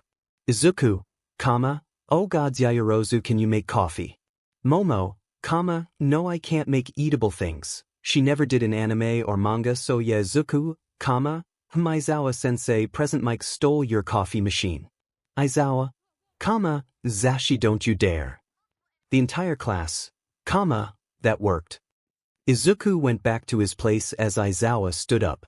Aizawa, so you have voted, good, congratulations on the new rep and vice rep. Now to something else. Next week we are going to the US. Me, All Might and 13 will be there also, so yeah, that is everything. You can wear your hero or gym suit, up to you. Just then the lunch bell rang, but before Izuku could get up, Jiro stopped him. Jiro, Jackson, can you wait for a minute? I need to ask you and Aizawa-sensei something. Izuku thoughts, please don't tell me she found out. Of course. Jiro nodded and walked over to Aizawa and asked him if they could talk. He nodded. As everyone was outside the classroom, Jiro closed the door and walked over to them. Aizawa and Izuku were looking at each other and then back at Jiro, not knowing what to expect. Jiro, you both are half-bloods, aren't you? Aizawa shocked. What? Izuku and Aizawa looked both at Jiro as if she were crazy. She only looked bored. She held up her hand and showed us a pen. Izuku, what is with the pen? She didn't answer and just took the cap from the pen off as it turned into the katana she had during hero training. She didn't answer and just took the cap from the pen off as it turned into the katana she had during hero training. Both Izuku and Aizawa were shocked. They felt something from Jiro, but they didn't suspected her to be a demigod. Aizawa, no reason hiding it now. Okay, you got us, we are both demigods. Izuku, who is your godly parent? Jiro, My dad is 𝗵𝘃𝗻𝗲 the god of war and one of the 7 gods of fortune and luck, and your parents are Izuku, wait, the Japanese gods exist. Jiro, yeah, why are you so surprised? You both know that you are demigods. Izuku, yeah, we both are, but Izuku, we are Greek demigods. Jiro, what? Izuku, my dad is Poseidon, god of the sea. Izuku, my dad is 𝗵𝗃𝗄𝗧, god of sleep. Jiro, okay, I shouldn't be surprised anymore, this world is crazy. Izuku, yeah, Jiro, you want to say something? Izuku looked at his nephew and laid his hand on Izuku's shoulder and nodded. Izuku, can you keep another secret? Jiro, what kind of secret? Izuku took out a napkin from his pocket and rubbed away the makeup that was covering his freckles. Jiro, what about those? Izuku, it's me, Kai Izuku. Jiro, I know that your name is. It slowly started to work in her head. She looked at his freckles on his right cheek, then at his hairs, and then an image flashed before her eyes, the image of her childhood friend, and crush her eyes began to tear up. Jiro, eyes. Izuku, sorry Kai that I was gone for so long. Jiro rushed to Izuku and tackled him into a hug. She cried and Izuku patted her head. She hugged him for a few minutes and then let go of the hug. Jiro, where do you were so long and what the hell did you do? What is with your eye and hair color? Kai, I will tell you on our way to lunch, come on. Jiro wiped her tears away and walked with Izuku towards the cafeteria. As they were entering the cafeteria, Izuku was telling her about the Battle of Manhattan as the alarm went off. Both of them looked confused as hell. They saw an army of students storming towards them, or better said the entrance. Izuku reacted fast and made a tornado, not too big but big enough to stop the storming students. He then let it disappear and screamed. Izuku, everyone calm down. Do you want to kill each other or what? You are in the most prestigious hero school of Japan, so act like proper students and keep calm and walk back to your classrooms in order. I am sure it does give an explanation for this. Ida from the window, it's just the press, they came in. Izuku, see now everyone please in order go back to your food or classroom, what you like more. Everyone walked back to their food or classroom. Some students had to be brought to recovery girl, but overall everything was good. Time skipped to evening at the Yagi residence. Izumi POV. I was training in my room as I looked at a picture of my brother. We only had pictures of him before he became 4, before we started to torture him. I stopped training, took a pen and a photo, and then drawed a scar over his left eye like Jackson has it. Then I made his hair black and slowly I started to realize 47. I stopped training, took a pen and a photo, and then drawed a scar over his left eye like Jackson has it. Then I made his hair black and slowly I started to realize. Izumi, Jackson is Izuku. As soon as I realized it, I took the book and run down the stairs to my parents that were sitting in the living room. Izumi, Dad. They both looked at me with a little surprised face. Inko, what is it, honey? Izumi, you don't believe what I just found out. Toshinori, what? I showed them a picture of Izuku, a normal one. Inko, what is with that picture? I then took out my phone and showed them a group picture of our class and zoomed in on Jackson. Toshinori, I don't understand, honey. And then I showed them my picture of Izuku with the scar and black hair, and then they realized. Inko, you don't think. Izumi, yes, I realized it today as I looked at Izuku's picture. Toshinori, Izumi, I know you miss your brother, but this doesn't prove anything. It could be a coincidence. I mean, your brother was quirkless and young Jackson here as DG ranked Quirk. On the other hand, Jackson's eyes have another color than those of Izuku. Only because they have the same surname doesn't mean they are the same person. Izumi, but how do you know? We could make a DNA test. Or, Inko, Izumi, I know that you miss your brother, but to think that it is Jackson is a little too far. Jackson comes from New York. How should Izuku got there? Izumi, please mom, believe me, we need this test. Toshinori, Izumi, you can't just bring Jackson to it to make DNA test. If you find more evidence then maybe, but until then we can't do anything. I walked away defeated as my mom yelled after me. Inko, put something on, we have guests in half an hour. Izumi, okay mom. I walked to my room, took a quick shower and then put on some clothes, and then I made a plan to prove that Izuku Jackson is Izuku Yagi. Izumi POV. I was currently at the dinner table with the Bakugus and Todorokis without Tuya. Our families got closer again 2 years after Izuku disappeared, only Tuya was still distant to us. I mean, he don't even talks to Shoto and Shoka, but I can understand him. Izuku knew a lot about quirks and helped Tuya a lot with it. He even gave him tips how to use it without burning himself, and not only that, Izuku also helped Tuya to talk it out with his father, so he owes Izuku a lot, and he was more than mad at us as Izuku was gone. We were eating and talking. After the dessert, my dad brought out the sake, so me, Katsuki, Shoto, Shoka and Katsumi went to my room. I had to tell them about my findings. Katsuki, now Izumi, what do needed to show us that bad?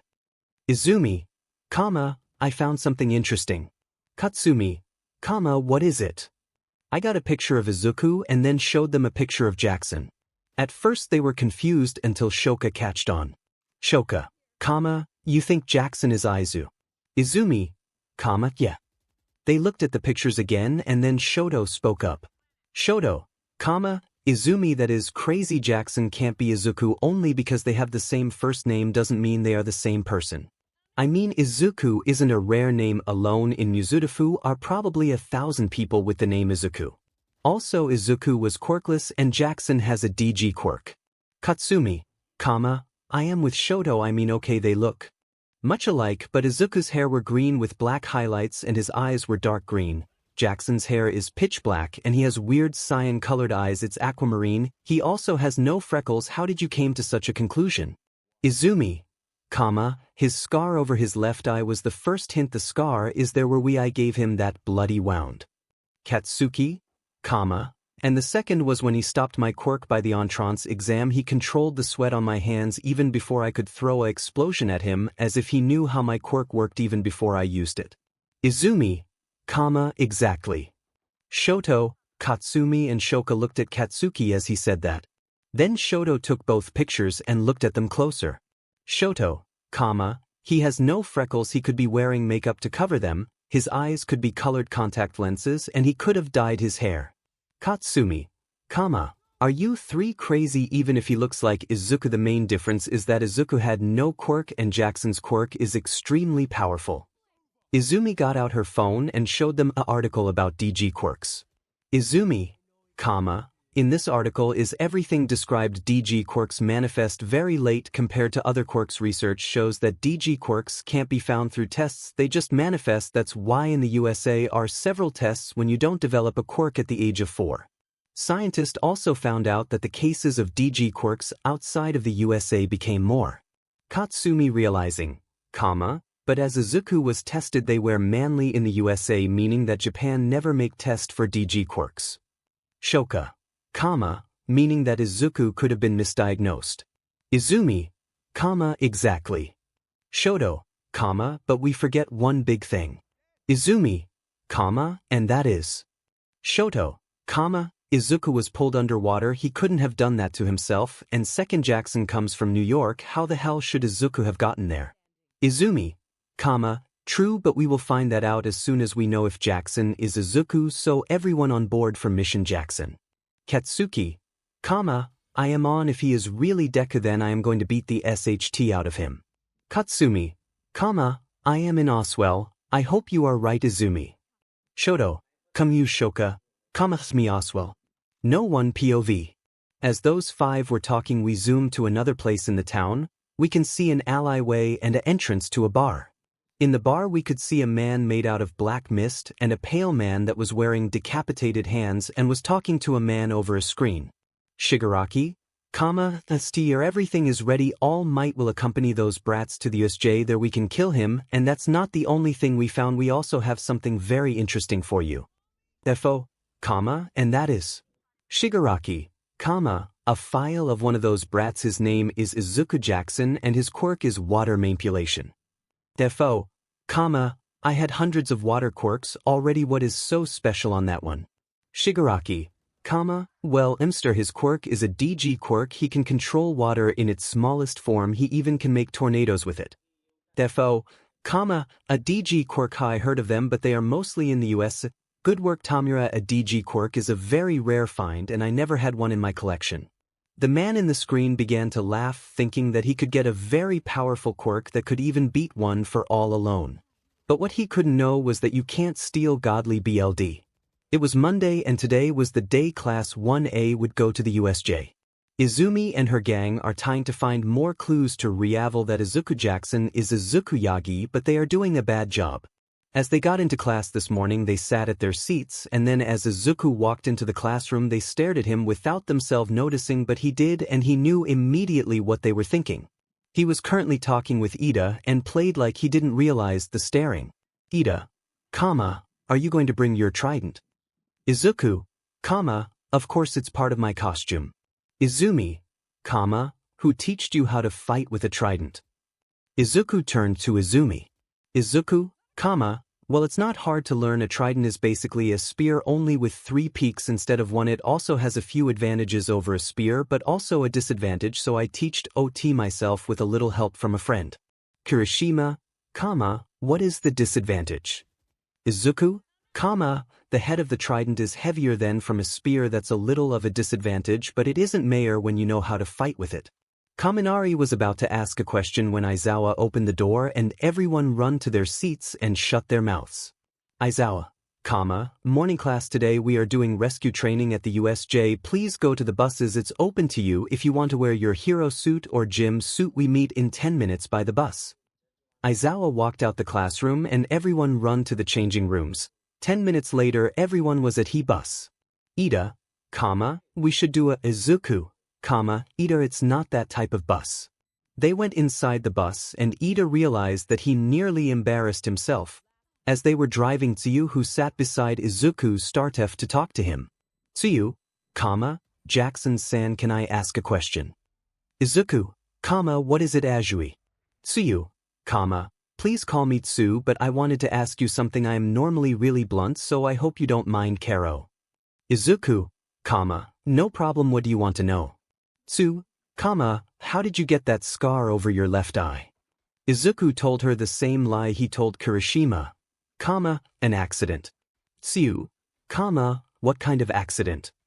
Izuku, a accident where you should normally die.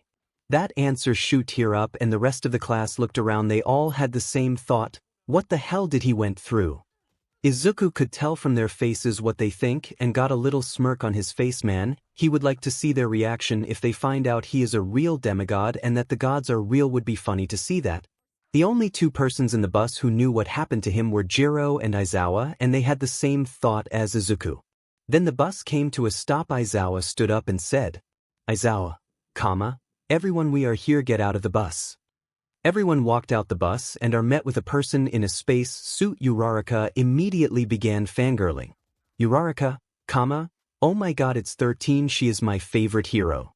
Hello class 1A, I am the rescue hero 13 and today we are gonna train in the USJ, everyone come on in. They walked into the USJ and as 13 was about to say something, a portal opened and people came out of it. Kirishima, wow, so cool, they even have fake villains. Aizawa, everyone stay back, those are real villains. Everyone got a scared expression beside Izuku and Jiro. They were used to this, well, kind of. Izuku, Ida, get back to UA and get help. Ida, but I can't. Izuku, I am the class rep and I order you to get help. Ida run to the door only to be stopped by the mist guy. Kurogiri, can't let you call for help, but he was hit with an explosion giving Ida an opening through what he could escape, and he did. While that happened, the handman began to speak. Shigaraki, hello heroes, we are the League of Villains and we are here to kill All Might, but I see he isn't here, so where is he? Katsuki, as if we tell you. Shigaraki, that is too bad, so that means we hate to kill you all to hurt his pride. Aizawa, 13, protect the students. Aizawa then jumoed down the stairs, capture gear ready. He immediately erased the quirks of the first villains. He captured one big one with his gear and threw him to a group of villains, knocking them out. As Aizawa was fighting, his students watched. Kirishima, we should help him. No, we would be only in his way. Suddenly Kurogiri appeared. Kurogiri, Hello UA students, my name is 𝗂𝗧𝗏 and I am here to split you up. Tried to stop him with her black hole quirk, but he just opened a portal before and behind 13, causing her to injure herself. Then 𝗂𝗧𝗏 warped everyone to different places around the USJ. Izuku was falling, he looked down to see the shipwreck area. Izuku thoughts, stupid, you don't send a son of Poseidon into a water-filled area. Izuku fell into the water and he saw a villain with a shark quirk coming towards him. He made his trident ready to fight underwater, what was of course easy for him, but shortly before the two could clash, the villain was kicked in the face by no one other than 𝗧𝗏. She put her tongue around Izuku and threw him on the ship. She then jumped on the ship Oswell with 𝗵𝗃𝗃 under her arm just to let him fall on the floor. Izuku, thanks, 𝗬𝗏, no problem, 𝗵𝗃𝗃. How can you two be so calm right now? We are surrounded by villains. Izuku, no fear, I am gonna make a whirlpool. You 𝗵𝗃𝗃, you will use your quirk and throw your ball into the whirlpool, and 𝗬𝗏, can you carry us to the shore? 𝗬𝗏, yes, 𝗵𝗃𝗃, you sound like you have a fight every day. Izuku thoughts, well, I kind of have. Izuku concentrated on the water and made a whirlpool. The villains were surprised, they didn't knew that someone with a water control quirk was here. 𝗬𝗏 catched Izuku with her tongue and jumped from the ship, 𝗵𝗃𝗃 in her hands. 𝗵𝗃𝗃 then threw his ball into the whirlpool, capturing the villains that had the bad luck to be sucked into the whirlpool. 𝗬𝗏 didn't reach the shore completely but landed near it. They out towards it and saw Aizawa fighting and winning against several villains. Shigaraki, you are as cool as people say, Eraserhead, but we can't have one hero ruining our entire plan now, can we? Nomu. Aizawa was punched and flew back several meters. The thing that punched him was super fast. It immediately attacked again, smacking Aizawa into the ground and breaking his arm. Shigaraki, now let's see if we kill some of them, if all might will come. Shigaraki moved fast and reached his hand out towards 𝗬𝗏. Izuku wasn't fast enough, but as Shigaraki's HND made contact with 𝗬𝗏, nothing happened. Shigaraki, you are really epic, Eraser. Shigaraki said and turned his head towards Aizawa as his head got again smashed into the ground as BLD came out. Izuku thought that thing killed his uncle, so he brought up his trident ready to impale Shigaraki with it. Izuku, how can you dare hurt my uncle? Izuku thrusted his trident towards Shigaraki, but the Nomu was faster and got in the way. The trident stabbed into the Nomu. The Nomu then smacked Izuku and he flew across the USJ, but to the surprise of Shigaraki, Izuku catched himself thrusting his trident into the ground to don't flew back more. Shigaraki, so you are that DG kid, interesting, you look strong but you are no match for my Nomu, he is made to kill All Might. Izuku smirking, oh yeah, your little pet here is bleeding. Shigaraki, what? He looked at the place where Izuku hit the Nomu only for his eyes to widen as he sees that the wound isn't healing. Shigaraki, how he has super regeneration. Izuku thought, all thanks to Olympian bronze. Shigaraki, Nomu, get this boy, don't kill him but destroy his little toy. The Nomu charged at Izuku. The Nomu was fast, nearly too fast. Izuku could only dodge barely, but the Nomu recovered fast and punched Izuku again, this time towards the water. Izuku was coughing up BLD. He was used to monsters, but this one, his punch isn't as strong as the one of the Minotaur, but it comes close. But the Nomu is much faster than the Minotaur. The Nomu charged, but Izuku put up a field guard. A field guard is when the spearhead is pointed forward, meaning to keep the enemy on distance, and the Nomu run into his trident, impaling himself. Izuku reacted fast and dodged under a punch of the Nomu. Thanks to his strength, Izuku could keep the guard up. The Nomu then grabbed Izuku's trident in an attempt to break it, but he couldn't, so he brought up his hands to punch down. Izuku, seeing this, let go of the trident and jumped back nearer to the water. As the smoke cleared, Izuku's trident was gone. Izuku felt the pendant appearing around his neck. He pulled on it, his trident appearing again in his hand. The Nomu charged again at Izuku, what was a big mistake because Izuku stood near the water, his element. The Nomu made a punch ready only to punch into a water pillar. The Nomu pulled his hand out again trying to punch, but Izuku made a water shield. The Nomu rushed into it, surprising Izuku. The Nomu again punched Izuku in the chest, breaking some ribs, but Izuku held his ground. Izuku then attacked the Nomu again, thrusting his trident into the Nomu's neck. The Nomu screamed in pain and stumbled back, holding his neck as BLD came shot out. Then Izuku summoned several water tentacells and ordered them to attack the Nomu. The Nomu couldn't react fast enough and was impaled by them. Then the tentacells ripped the Nomu apart, killing him, not even giving him the chance to regenerate. Shigaraki, no. The Nomu was made to kill. All Might, you cheater, you cheated. Shigaraki rushed at Izuku and nearly touched him, but Izuku was faster. He stepped back, tripped Shigaraki so that he fell to the ground, and then pointed his trident at Shigaraki's throat. Izuku, no, I didn't. The gods simply were on my side. Shigaraki was angry, but he couldn't do anything. Wrong move, and had a trident in his throat, but to his luck not every villain was done and a shot was heard. Izuku was hit by a bullet into his shoulder. The shot came from Kurogyri. He shot again into Izuku's chest, missing his heart only inches.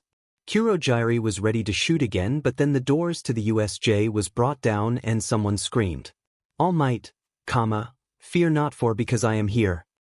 Shigaraki, damn it, come on Kurogyri, we better get you of here, and you. He pointed at Izuku. Shigaraki, next time I will kill you.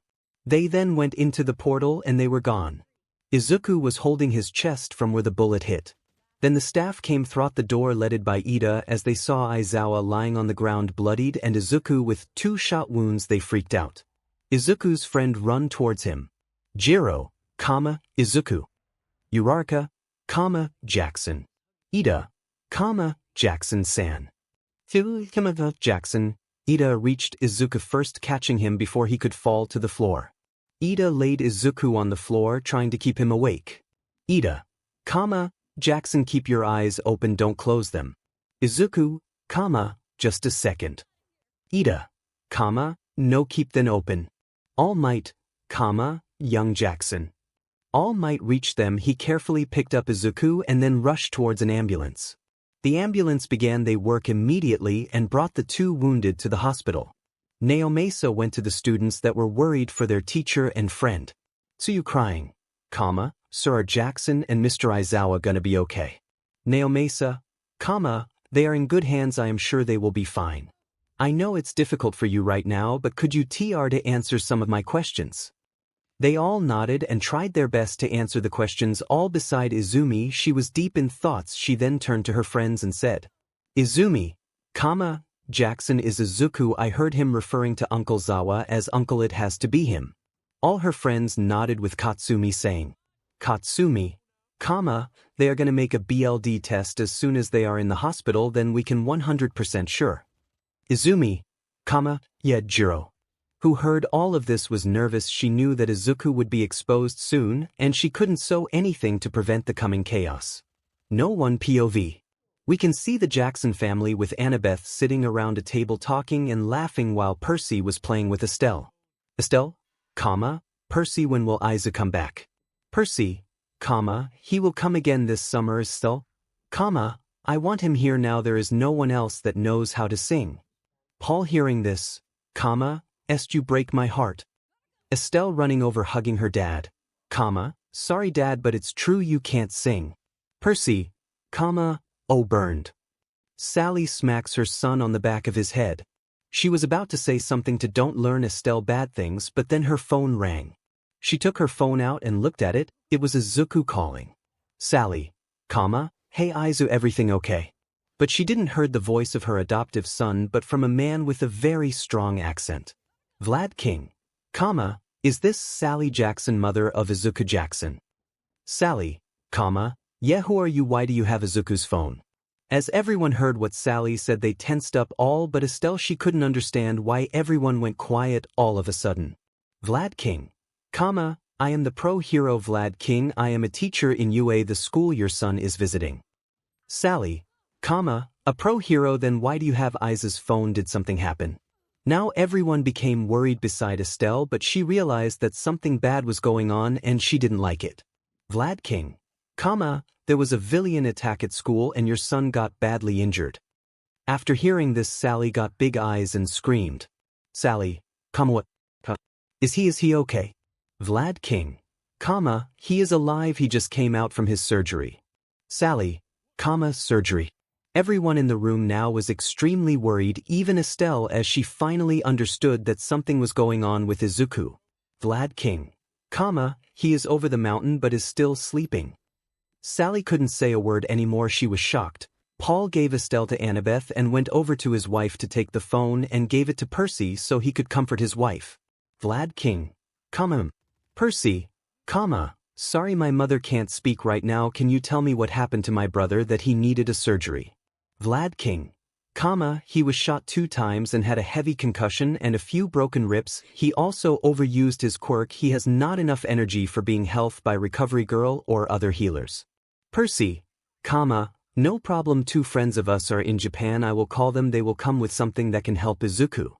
𝗵𝘃𝗲, oh okay then please call them and send them to 𝗵𝘃𝗲 hospital. 𝗵𝘃𝗲 finished as Percy hung up and called Nico.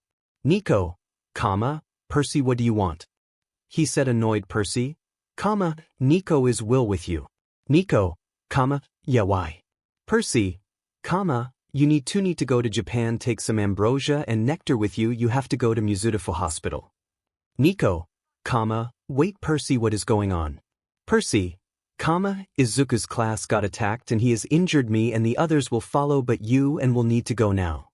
Nico, okay we are on our way. Nico POV. I hang up on Percy and turn to Will.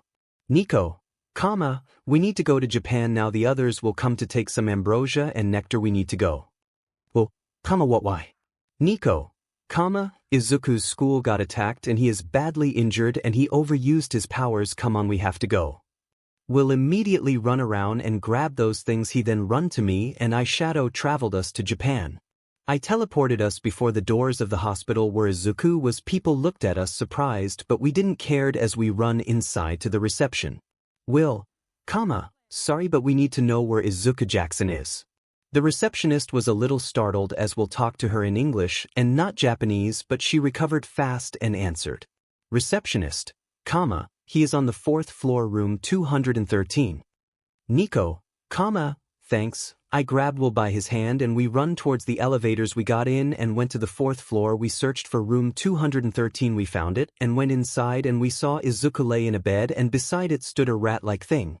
Nizu, oh you must be the friends of Izu. I am Nizu, his uncle, son of Athena. Nico, yeah we are his friends. Will wasted no time and went over to feed Izuku with nectar and closed the door behind me. Nizu, so you must be Nico D'Angelo, son of Hades, and you are Will Solace, a son of Apollo, right? Nico, yes we are. Nizu wanted to say something as the door opened again to reveal a guy covered in bandages like a mummy. His arms were in a position that looked like a Minecraft villager. Nizu, oh Aizawa, you shouldn't be up, it's only been 4 hours since the attack. Aizawa, only beach baby stay in the hospital more than 5 hours. Also you can continue with feeding Izuku with nectar. Will, oh you must be Aizawa, the uncle of Izuku, the son of Hypnos. Aizawa, the one and only. Aizawa walked over to them. After him comes a woman with a little belly and cyan-colored hair. Emi, I am Emi, his aunt, daughter of Dionysus. And after her was a purple-haired girl with earphone jacks as earlobes. Jiro, name is Kyoka Jiro, daughter of 𝗵𝘃𝗲. Nico, 𝗵𝘃𝗲.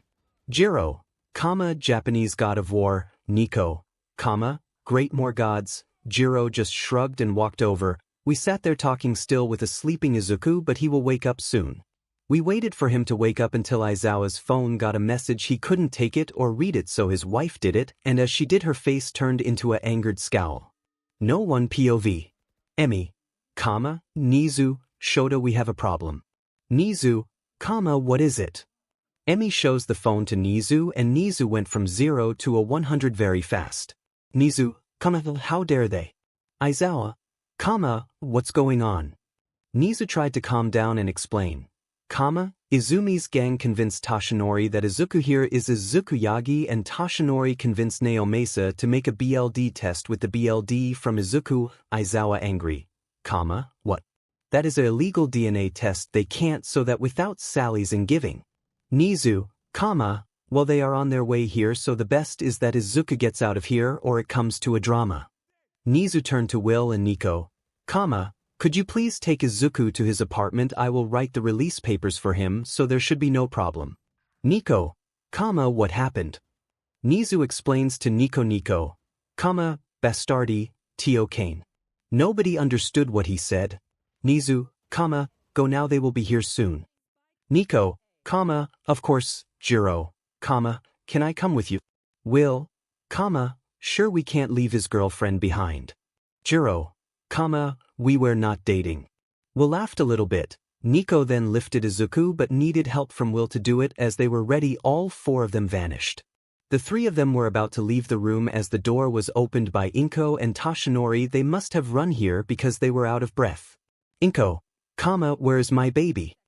Toshinori, where is my son? Izumi, where is my big brother?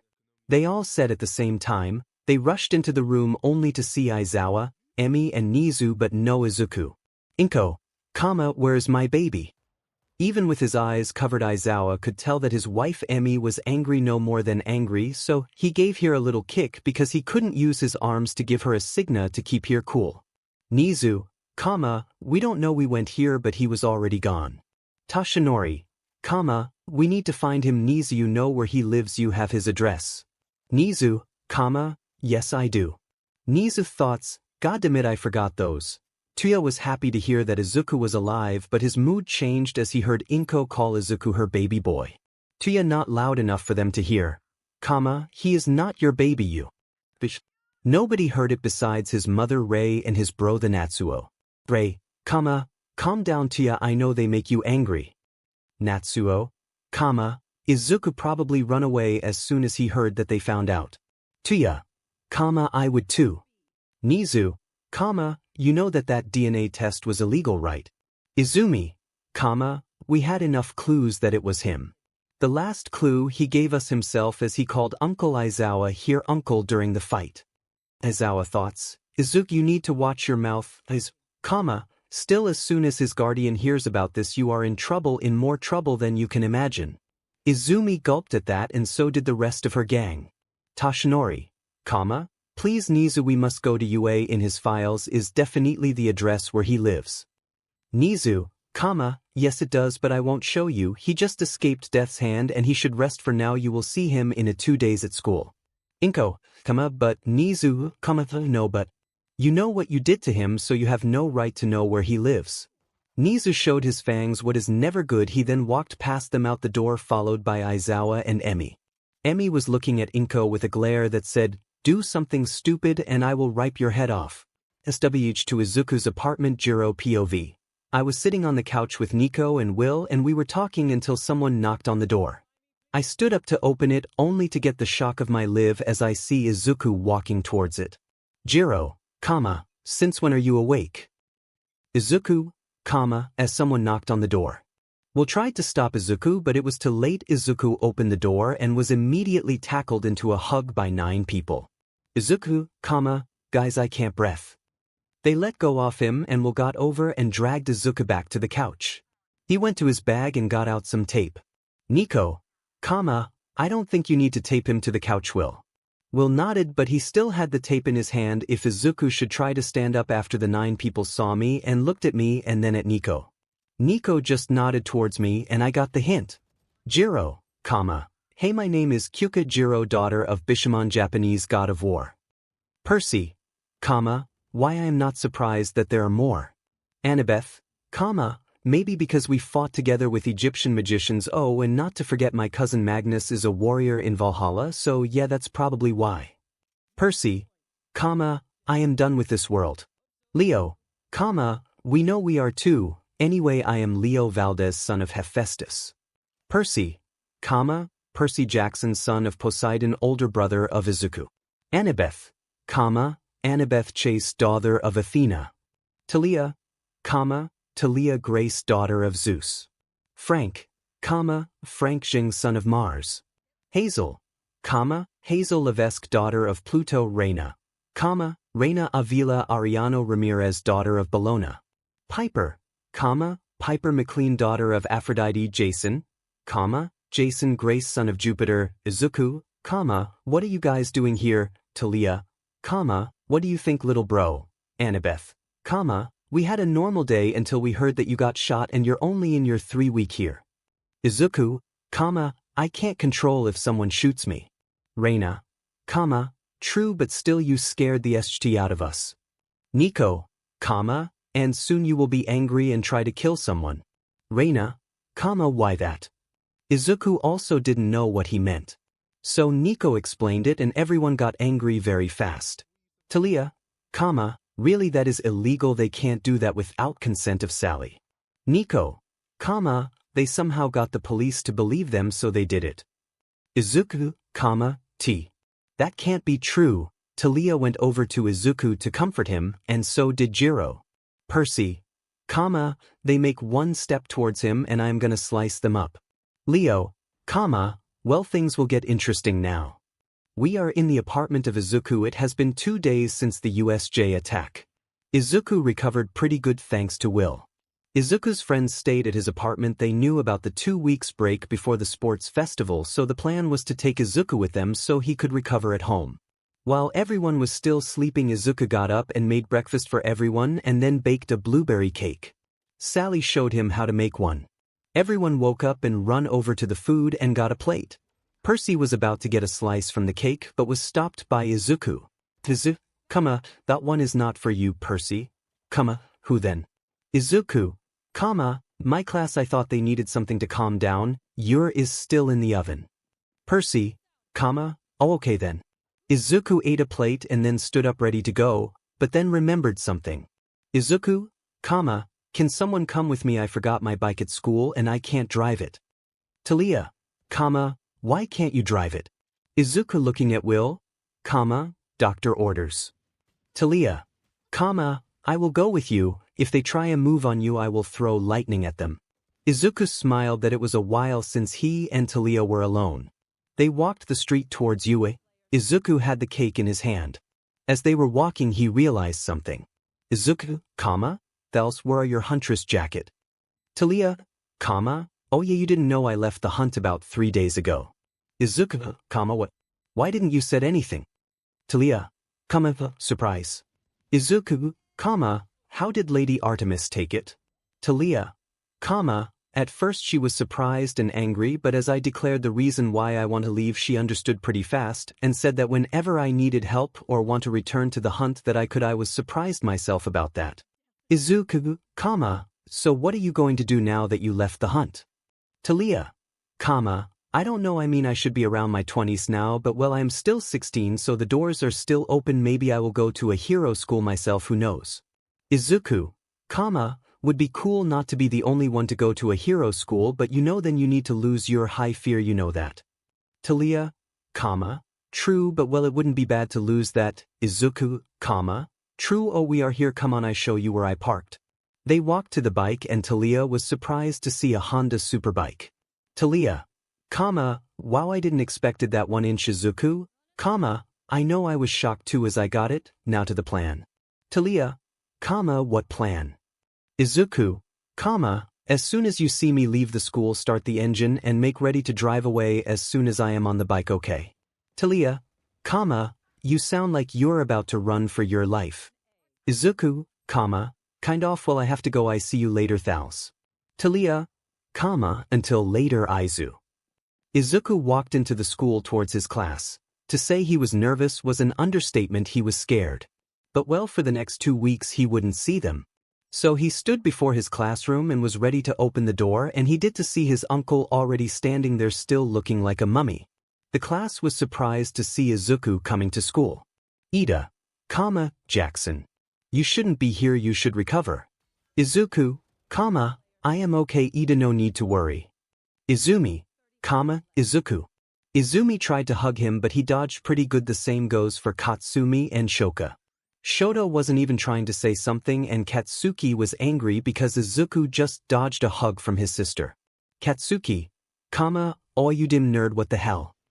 Izuku, shut it Katsuki, I am not in the mood for your superior complex. Katsuki, what did you say? Aizawa, silence Bakugo. The class was confused about what was going on. Ito was about to ask but was interrupted. Izuku, family matters, none of your concern. Ito was a little taken aback about the answer but he complied and sat down. Izuku went to his seat as well as the three girls. They looked at Izuku with tears in their eyes, but he didn't care. 𝗧𝗵𝗃𝗲, so as I was saying, the sport festival is coming up because of the attack. The school gives you 2 weeks free for you to train, so use that time to train. 𝗧𝗵𝗃𝗲, sir, is it really safe to make the festival so shortly after an attack? Izuku, if we don't make the festival, the villains think they won, so it's a sign to them that we are not afraid of them. 𝗧𝗵𝗃𝗲, I didn't saw it that way. 𝗧𝗏𝗃𝗲, yeah, it's a sign to them, so anyways there are no other classes for today, so you can go home to train.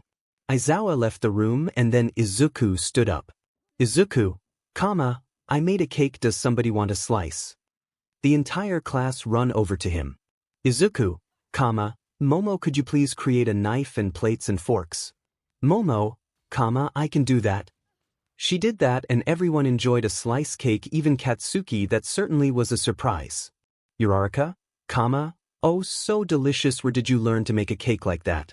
Izuku, my mom taught me before I came here to Japan.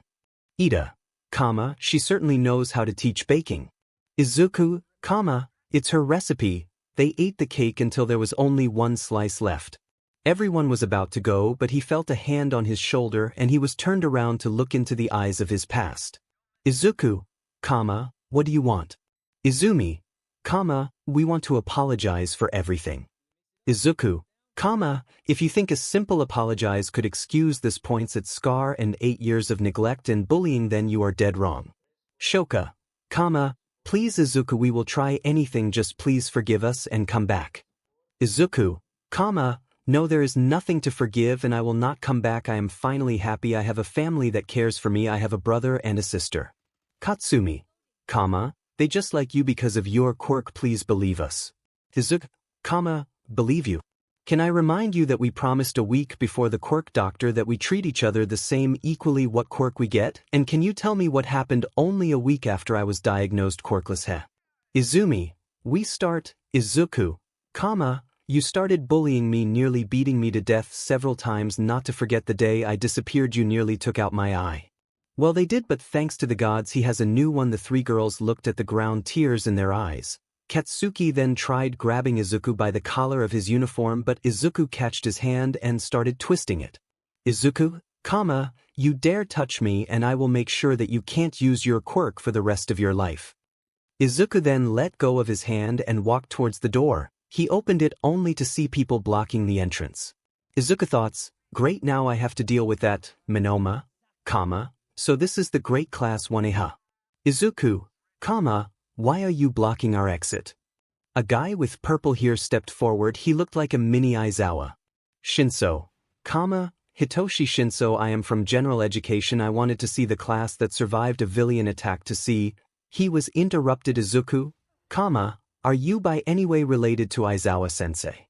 Shinso, W. What? Thoughts? I wished, Shinso, anyway I see that class 1A is just full of again Izu, if it's arrogant for you to being shot at by a villain, then I am not the one to judge. Shinso, Izu, anyways what do you want? I have somewhere to go before my past starts chasing me. Shinso, okay, I was here to declare war on your class. Izu, I decline. Shinso, what? Izuku, I decline. You talk about being arrogant and that we are only in the hero course because of our quirks and blah blah. First of all, we didn't choose to be attacked. Me and our teacher nearly died. Second of all, if you were really determined to become a hero, you would have found a way in here. Izuku stopped for his words to sink in. Izuku, third, look at your body. Simple, from looking at it I can say that you don't work out or do anything else to train your body, so don't talk about unfairness if you don't even work for your dreams. And fourth, many of us here have quirks that don't boost anything. Many of us here work to be here, like 𝐒𝐩𝐢𝐴𝐺𝐿. Her quirk only makes her invisible, but she is here, so what does this say about her and you?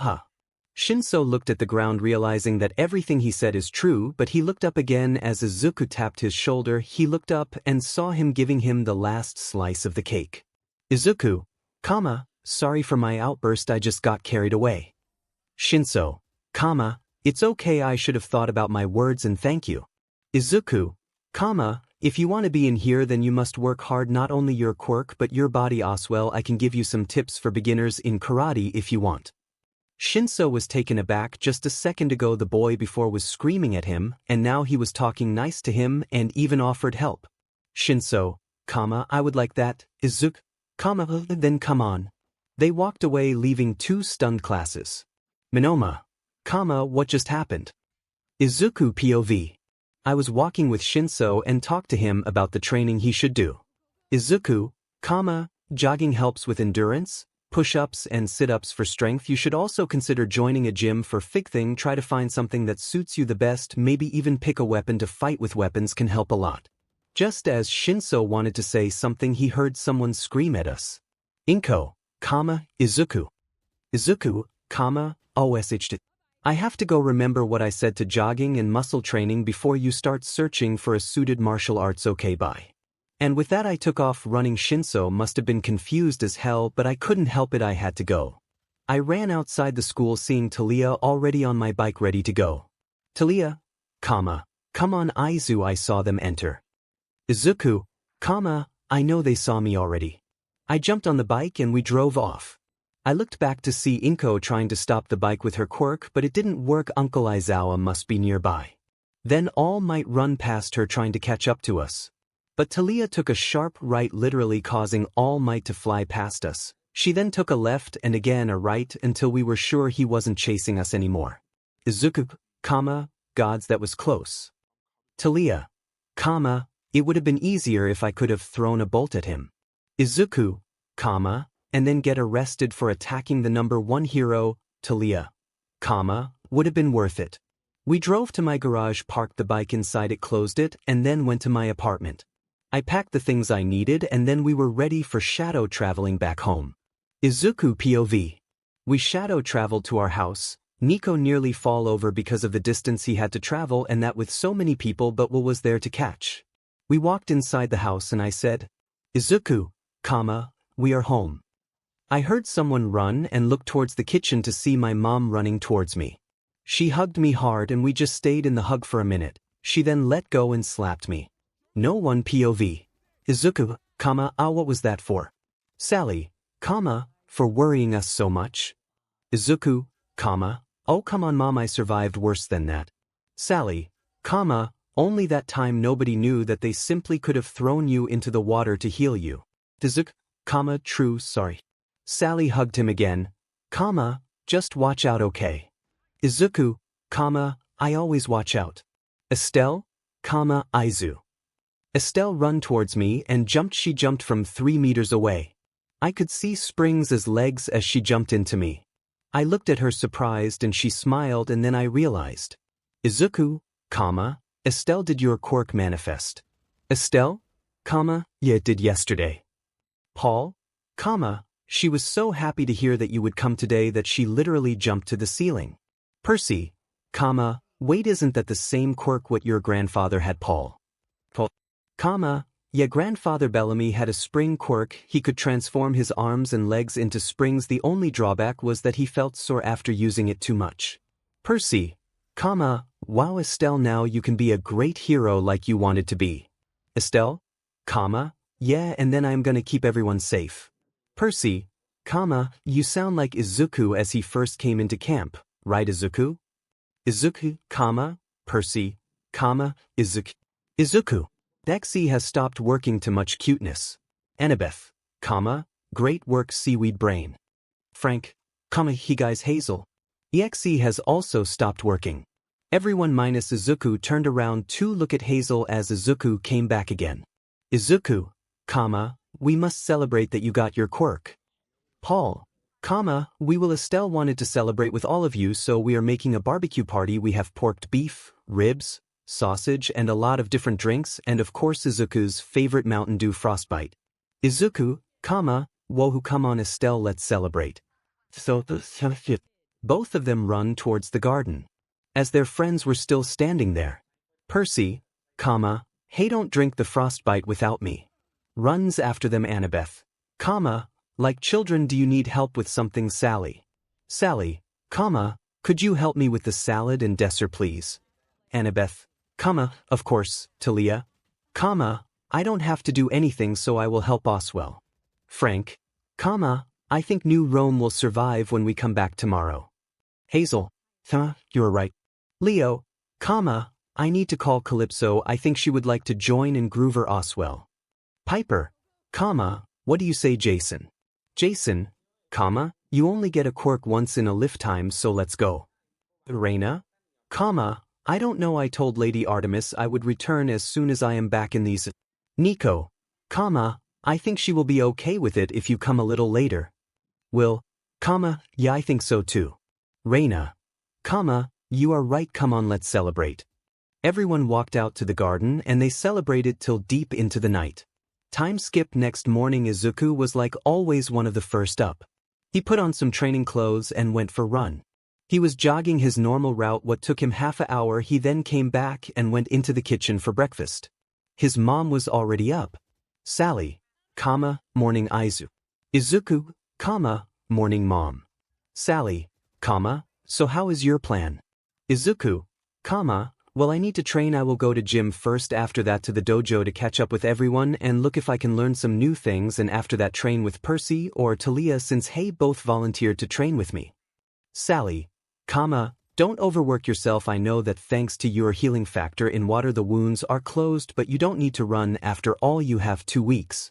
Izuku, I know mom but I just need to get my thoughts away from them. They now know who I am and they won't stop bothering me until I come back or forgive them things I don't plan to do. Sally took Izuku's hand in hers and said, Sally, I understand Izu but they can't reach you here so try to relax for the time being and if you are worried when you are about to go back then just let me tell you one thing. Izuku looked at his mother. Sally, you are my son, we are your family and we are always going to be there for you and nobody will change that.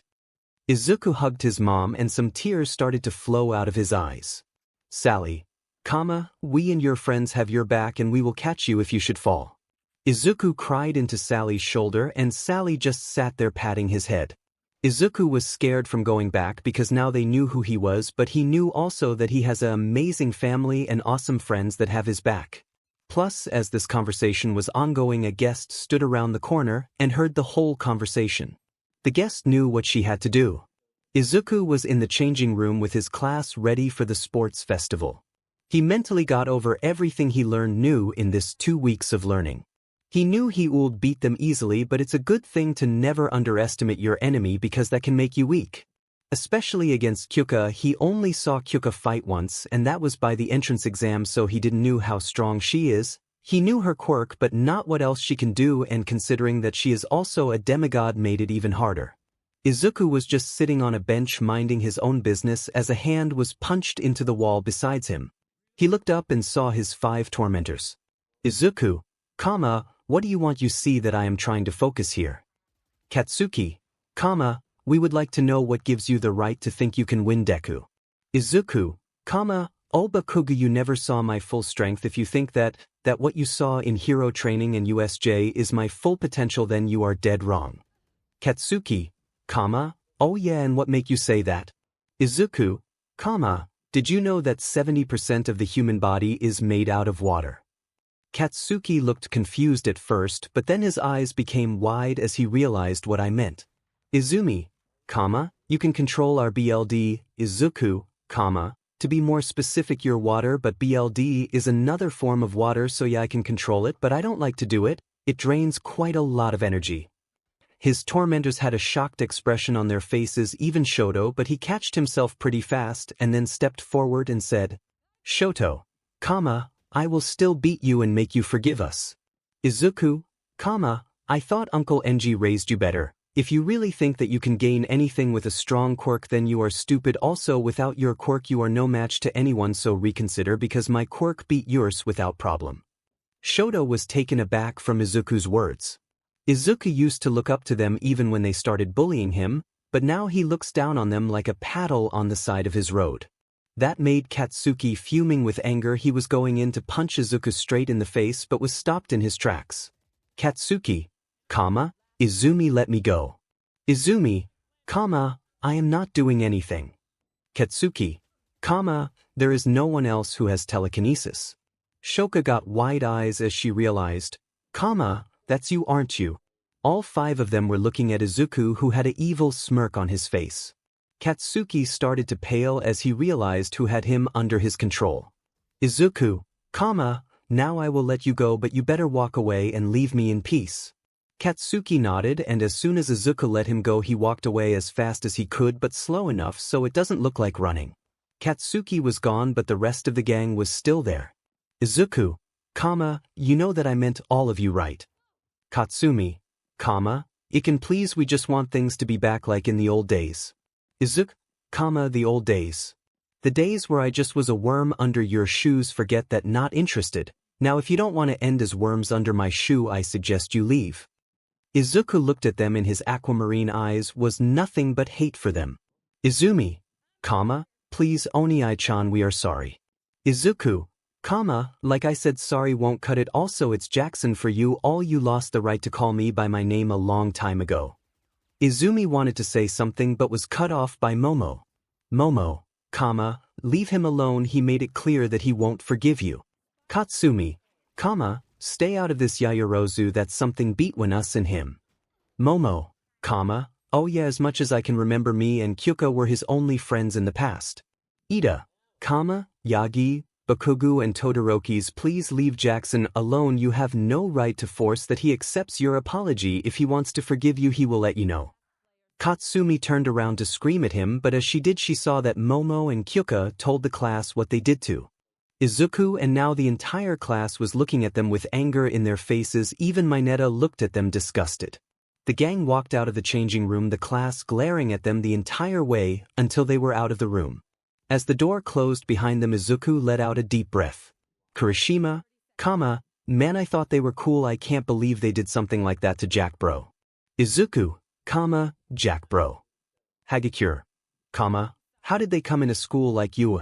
Momo, well, they read 'em themselves in the eyes of UA, and to be honest with you, I don't know how they managed that, especially Katsuki. Ida, such a disgrace just to do something like that only because someone is quirkless. Jiro, you want to know the best part? They say they did it to protect him so he didn't pursue his dream to become a hero. Mina, that is a joke, right? Jiro, nope. Izuku, oh gods. The class talked on like that until it was time to start.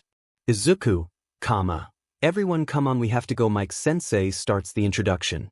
At the field, present Mike, hello everyone and welcome to the UA Sports Festival for the first years. The stadium was filled with people that were already cheering. Present Mike, now let me introduce our contestants. First up, the class that survived a villain attack, Class 1A. The stadium erupted into loud applause as Class 1A entered the stadium. Time skip after the introductions, midnight, and now please a few words from the person that scored first place in the entrance exam. Izumi took a step forward. Izuku thoughts, she didn't look at the scoreboard, did she? Midnight, Kyoka Jiro. Izumi was taken aback as she heard that she didn't scored first. Kyoka went up the stage and Midnight gave her the microphone. Kyoka, I am not good with speeches, so I won't bother you too long. So good luck to anyone. Oh, and please don't say just because we survived a villain attack means we are going to win. Mr. Aizawa, 13 and Jackson were those who mainly fought, and all 3 of them nearly died. The stadium took Kyoka's words in but still applauded. Midnight, so now for our first part is going to be plus present Mike, an obstacle course. Midnight, every student needs to get over this course to move up to the next game. Only the first 42 will move on. They declared what was to do and then led the students towards the entrance of the obstacle course. Everyone made ready, eager to start. Midnight, on your marks. Shoto and Shoka thoughts, I am gonna freeze them all in place. Midnight, get set. Katsuki and Katsumi thoughts, I am gonna win. Midnight, go. As soon as those words were spoken, the floor froze and the air exploded as the Bakugo and Todoroki twins took off. Izumi activated one for all full cowling 10% and run after them. Izuku just stood in the ice with many other contestants and he smiled. Izuku, thanks Todoroki's. The ice at his feet transformed into water, and then he took on a wave of water, standing on it like a surfer. He saw 𝗫𝗪𝗀 helping 𝗬𝗪 who was freezing because of the cold, so Izuku sent his water to get them on his wave with him, and 𝗫𝗪𝗀 was freaking out. 𝗫𝗪𝗀, what the? Izuku, 𝗵𝗃𝗲, it's still cold, Izuku, sorry 𝗬𝗪, I only transformed the ice into water, 𝗫𝗪𝗀, how are we not wet, we are literally on water. Izuku, because I command the water to not wet you. 𝗫𝗪𝗀, man, I wished I had a DG quirk. Izuku, believe me when I say it's better when you don't have one. Izuku picked up more speed. 𝗫𝗪𝗀 had to hold 𝗬𝗪 so she doesn't fall off the wave.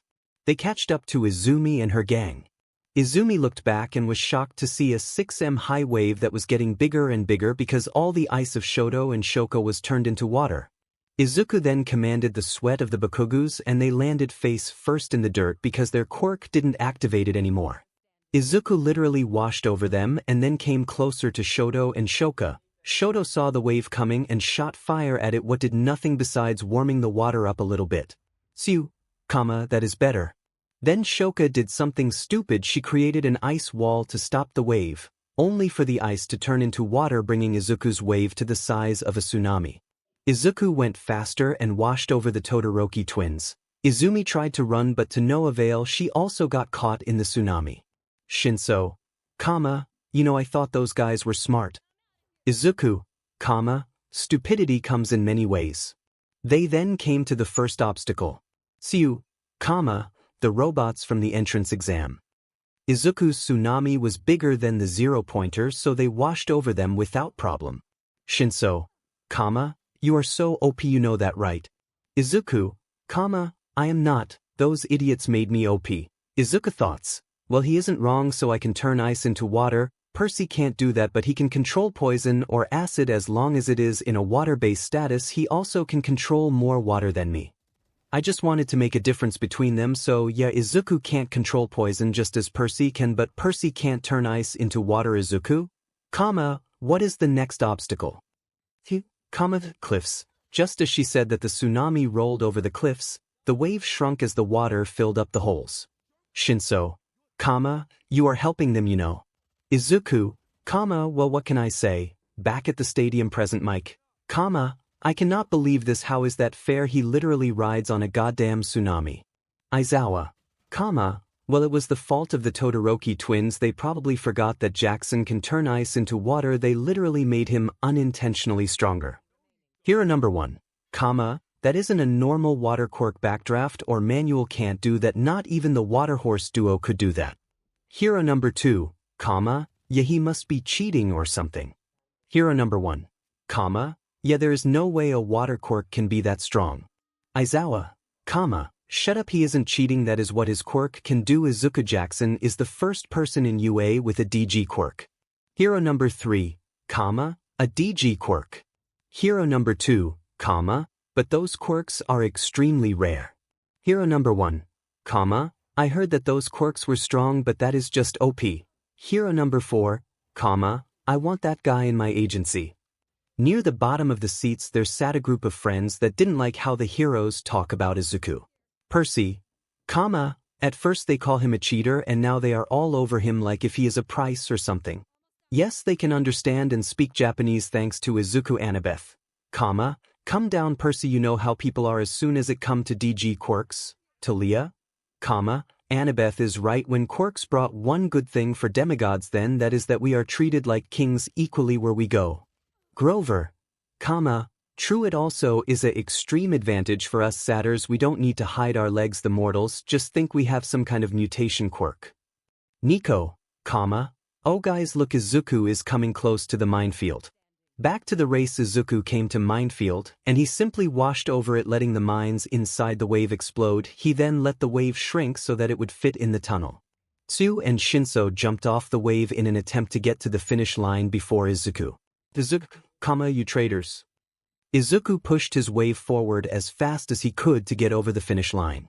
Present Mike, and in the first place is present Mike, 𝗬𝗪𝗀, she wins with a tongue protrusion.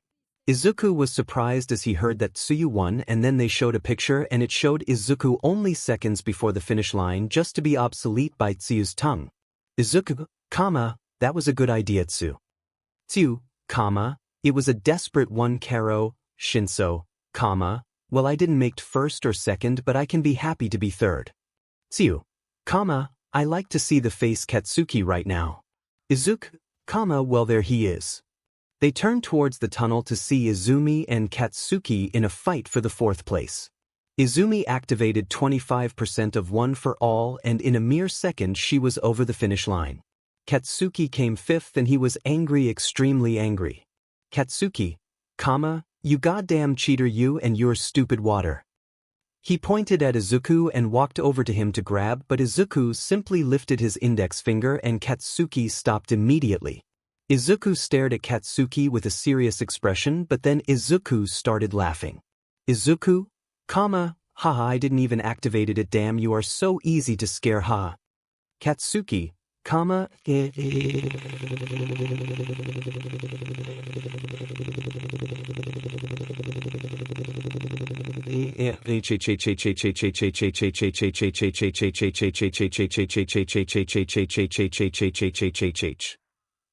After the cavalry battle, what Izuku's team won, there was a break until the pairing for the battles were shown. Izuku were going to get something to eat, he decided to eat some taiyaki. Izuku, hello, you'd I please have portion taiyaki?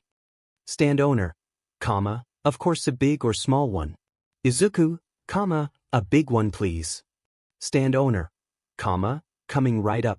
Izuku waited, not realizing that someone he didn't saw in a long time stood behind him. Stand owner, thanks for waiting, that would be 20 yen please. I looked how much that is, 20 yen is barely $2. That goes on me. Izuku turned around to the voice and saw his grandfather Torino. Izuku, grandfather Torino. Izuku hugged the smaller man, happy to see him again after a so long time. Torino, hey kid, I missed you too, now come on let me pay and then we talk. Torino paid for Izuku's taiyaki and they walked to a bench and started eating them as they talked. Torino, so what did you do those 4 years? Izuku, well I started a new life, I found a new family that cared for me and treated me like one of their own, and I found a lot of new friends that don't beat me up. Torino, I can imagine after what you went through everything else must feel like heaven. Izuku thoughts, if you knew, yeah it's pretty nice. Torino, why never you told us what was happening to you? Izuku, well you all had your own work and problems and I didn't want it to be an extra weight for you. Torino, you still could have told us, we would have taken you into our custody away from them. Izuku, now that you say it, yeah I could have. They just sat there in silence eating their taiyaki. Torino, that scar over your left eye, it's from them isn't it? Izuku, yeah that was the last thing they gave me before I disappeared. Torino, how did you get to America? Izuku thoughts, oh I thought about a safe place and that's when my quirk activated and brought me to America. Torino, I never heard that a quirk can do that, but then again nobody knows exactly the capabilities of DG quirk. Izuku, yeah. Izuku looked at a monitor to see that the battle portion will soon start. Izuku, I have to go grandpa, I hope to see you after this. Torino, until later then. Grand Torino smiled and waved at Izuku as he ran to his battle against Shinso, but then his smile became a frown. Torino, Izumi, we will have a nice talk during our internship. At the stadium, present mic, hello back again ladies and gentlemen, now we are getting to the last and most exciting activity in the sports festival. The stadium erupted into applause and loud cheering. Present mic, now for the first fight we have on the right side from General Studies Hitoshi Shinso. The stadium cheered present mic, and on the left side the first UA student with a DG quirk Izuku Jackson. The stadium literally exploded from cheering. Shinso, looks like you are the hotshot huh? Izuku, but I don't want to be a hotshot. Midnight, are you ready? Shinso got into a fighting stance. Shinso, even if I don't last long I will put up a fight. Izuku, I hope you train this 2 weeks like I told you to. Midnight, start. Shinso, But one quick question, how do you use your quirk so much and don't even look exhausted? Izuku, oh that is Bika. Izuku's eyes went blank. 𝗫𝗄, okay now walk out off the bounds. Izuku turned around and walked towards the boundary. He screamed internally because he couldn't get himself to stop. Then he got an idea. It was painful, but if it works then it's good. He started to bending his own BLD and he stopped immediately. 𝗫𝗄, what? Izuku, oh holy hera that hurts. 𝗫𝗄, what did you do? Izuku didn't said anything and just rushed at 𝗫𝗄.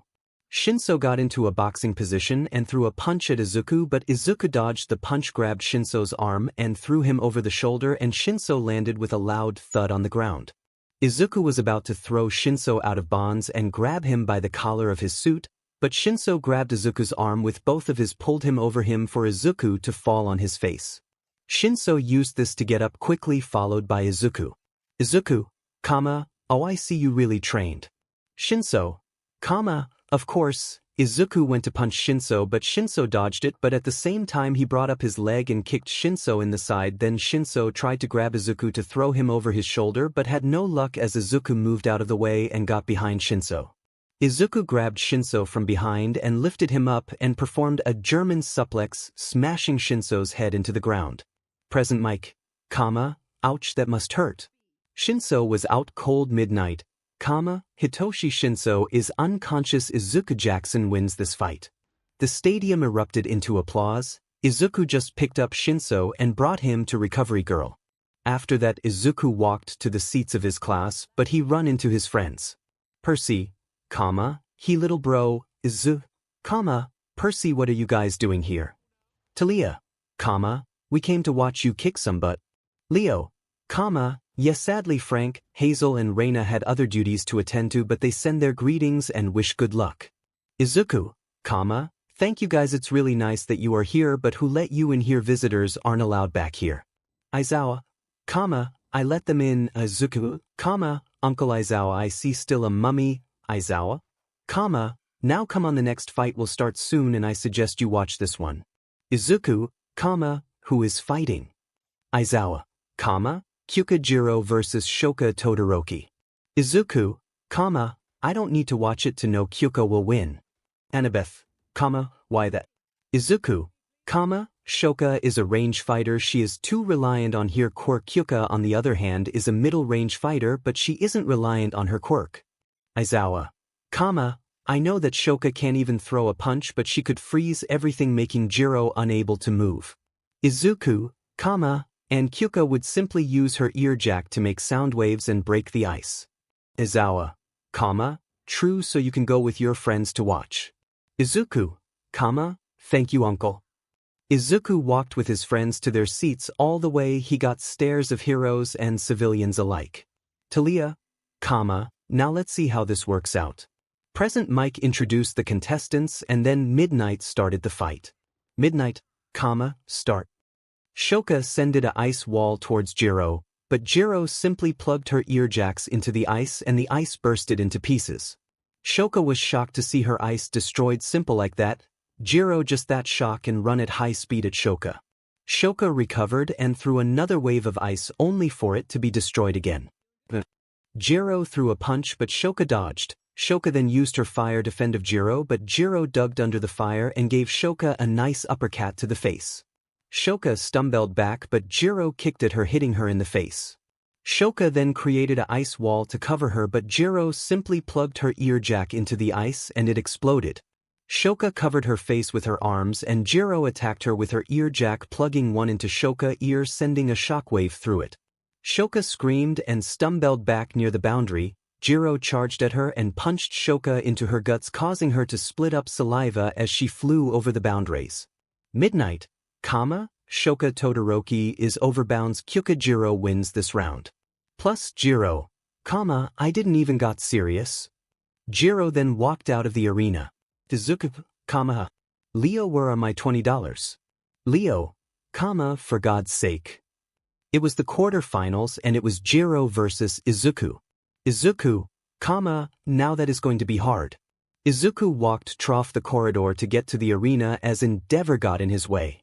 Izuku, 𝐒𝐭𝐚𝐲 Endeavor, hey Izuku, Endeavor hugged Izuku and Izuku returned the hug. As they let go of the hug, Endeavor said, Endeavor, I think Shoto isn't going to make it to the semifinals. Izuku, why do you say that? Endeavor, because he has Katsuki as his next opponent and his ice won't work against him. Izuku, true, but doesn't he has his fire side?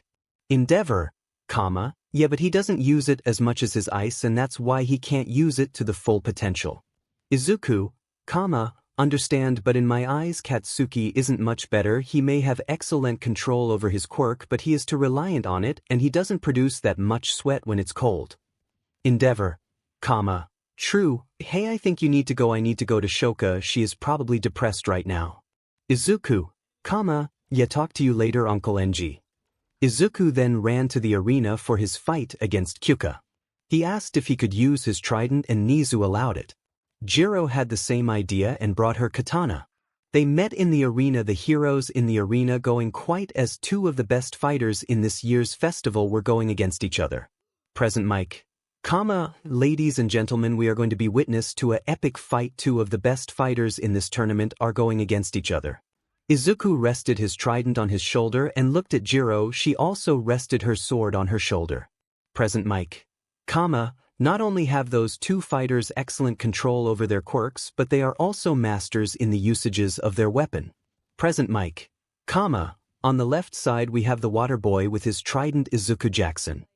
The stadium cheered, but Izuku coughed at the comment of present mic. Izuku thoughts.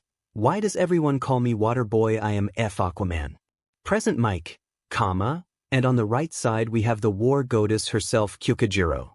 Jiro face-bombed at that comment. Jiro thoughts, hopefully my dad didn't heard that. Midnight, are you ready? Izuku got into a field guard and Jiro put her sword before the tip of the sword directed at Izuku. Midnight, Izuku charged at Jiro with extreme speed. Jiro put up a guard and blocked Izuku's trident. Jiro's sword got beat when the tips of the trident. Izuku turned his trident, catching the blade. Before you ask, yes, that is possible. I tried it. He then pushed it aside and headbutt Jiro. Jiro but catched herself pretty fast and kicked at Izuku's knee. Izuku pulled his leg back to avoid the kick but lost his footing during it. Jiro used his loss of balance, took a step forward and elbowed Izuku in the face while still holding her sword in both hands. Izuku stumbled back and with that he let Jiro's sword go. Jiro got into a striking position and jumped at Izuku. Izuku brought up his trident and blocked the blade. He then pushed it left with a lot of force. Jiro's blade was pushed aside, opening Jiro's guard. Izuku used that and gave her a kick to the side. But Jiro held her ground and slashed sideways at Izuku. Izuku dodged by tilting his head back, the blade only missing his nose by a few inches. They distanced from each other, catching their breath. Present mic. While that clash was short but intense. Aizawa, both of them are excellent fighters hand to hand, and with weapons they do it like me. They combine their weapon with martial arts. Present mic, that was the longest sentence you said today. Izuku catched his breath and charged at Jiro again with his trident pointed at her, but then he thrusted it into the ground, using it to lift himself from the ground and to give kick to Jiro's face. Jiro jumped back to avoid the kick, but Izuku's move wasn't finished. He landed on the ground and in the same motion he pulled his trident out of the ground and swung it at Jiro like an axe. Jiro, seeing that, tried to block it. The trident and the katana clashed and Jiro's arms gave in at the slash, the trident hitting her shoulder hard. Jiro screamed in pain, but she recovered fast, grabbed Izuku's trident before he could pull it back and kicked at his breadbasket. All males in the stadium huffed at that while many females clapped at that. Jiro then punched Izuku in the face, making him stumbling back a few feet. Izuku, Jiro, what you used also a unfair move. Izuku, well then how about we use our strongest attack? Jiro, I am okay with that. Jiro then plugged her earjacks into the pommel of her sword. Izuku was at first confused at that, but then Jiro's sword began to vibrate. Jiro was moving her sword in normal speed, but it looked like a blur Thanos to the vibrations. Izuku then lifted high free hand into the air as water began to gather in a ball above it. Jiro looked around to see where the water is coming from, only to see the stadium surprised and scared faces as their drinks came out of the cups and flew towards Izuku's water ball. Present mic, hey my Pepsi. The ball got bigger and bigger and all sorts of drinks joined in. At the end the ball was a mess of different colors from different drinks. Jiro then made her sword ready for a slash. As for Izuku, he just held his hand up. 𝗧𝗵𝗃𝗧𝗵𝗲 sound cut. She slashed with her sword and a flying slash was seen coming at Izuku. Izuku, water world. Izuku brought his hand down as the ball flew forward. The slash and the water ball clashed. The slash went into the water and cut into through it and it hit Izuku across the chest. It didn't cut but he was pushed back by the force, nearly flying out of bounds if he didn't use his trident to stop himself. The water ball still moved towards Jiro and hit her. She wasn't pushed back but was sucked in and she was in the water ball, unable to do something as she flew out of bounds. The ball flew to the wall and with one BG splash it was gone. Jiro coughed for air and Izuku was leaning on his trident as this slash nearly took him out. Midnight, Izuku Jackson wins this fight and moves on to the semifinals. The stadium cheered for his victory. Izuku looked around and saw his friends standing up from their seat cheering and clapping with Leo holding up a poster that said, "Izuku Jackson can't lose." Izuku laughed and said, "Idiot." Kyoka on the other hand was angry, nor because she was angry but because everything was sticky. Jiro, what the hell was in that ball that feels like superglue? By Percy and the others. Leo, Hothels, give me my $20 I won. Talia, why did I do this again? Izuku found out that Endeavor was right. Shoto lost against Katsuki pretty fast. Now it was time for the semi-finals. Izuku went up against Katsumi, Katsuki against Izumi. Izuku knew that his fight was going to be pretty fast. The crowd was still excited for the fights, but they had to admit that the fights after Izuku versus Jiro weren't that interesting in comparison. Izuku walked into the ring and Present Mic made the announcement. Then Midnight came. Midnight, are you ready? Katsumi got into a fighting stance ready to shoot herself at Izuku. Izuku on the other hand didn't even put up a guard. What confused most people, but they would see soon why. Katsumi thoughts, I will win and make you mine. Izuku, who could read from the face what Katsumi was thinking, thought, good luck beach. Midnight, fight. Katsumi used her explosion to shoot herself at Izuku, but then all of a sudden the explosion stopped and Katsumi flew face forward to the ground. Katsumi, what the F? Izuku, did you forget that I can bend the sweat on you hands? Katsumi looked shocked at Izuku. She totally forgot that he could do that, but she became more furious and charged at Izuku, and Izuku just dodged all her punches. Izuku then gave her a punch to the guts, took her hand and threw her over his shoulder, her feet getting out of the bond. Midnight, Izuku Jackson won this round. The crowd cheered for Izuku and then he walked out of the arena, not even helping up Katsumi. The next fight between Izumi and Katsuki was much more destructive. Katsuki bombarded Izumi with explosions, but Izumi always countered with a shockwave of her own. She can use around 25% of one for all. At the end Izumi won as Katsuki tried a howitzer impact and dislocated his shoulder while Izumi used one for all and jumped over the explosion. She then sended a barrage of punches at Katsuki, knocking him out. Then it was time for Izuku versus Izumi. The crowd was extremely excited for this fight. The two strongest students were going against each other. Any lady, what do you say? Backdraft. Backdraft. The Jackson kid is strong. I say he will win this. Death arms. I don't think so. The Yagi kid has two S-class quirks. Kemi. Yeah, but Jackson has a DG quirk. The only time where he got serious was Agonist the Jiro kid, and there they mainly fought with their weapons. Backdraft, true, but their last attacks were so awesome. I mean, did you see that water ball? I mean, I lost my coke, but it looked so cool when he gathered the ball. The lady, yeah, but the attack from Jiro, I mean the idea to combine a weapon with your quirk like she did was also pretty cool. It really looked like she won as she cut through the water. Death arms, yeah, but lucky for Jackson he had his trident to catch, or else he would have gone out of bonds pretty fast. As the heroes were talking, Present Mic introduced the fighters. Present Mic, on the left side we have the powerhouse of this year's festival, Izuku Jackson.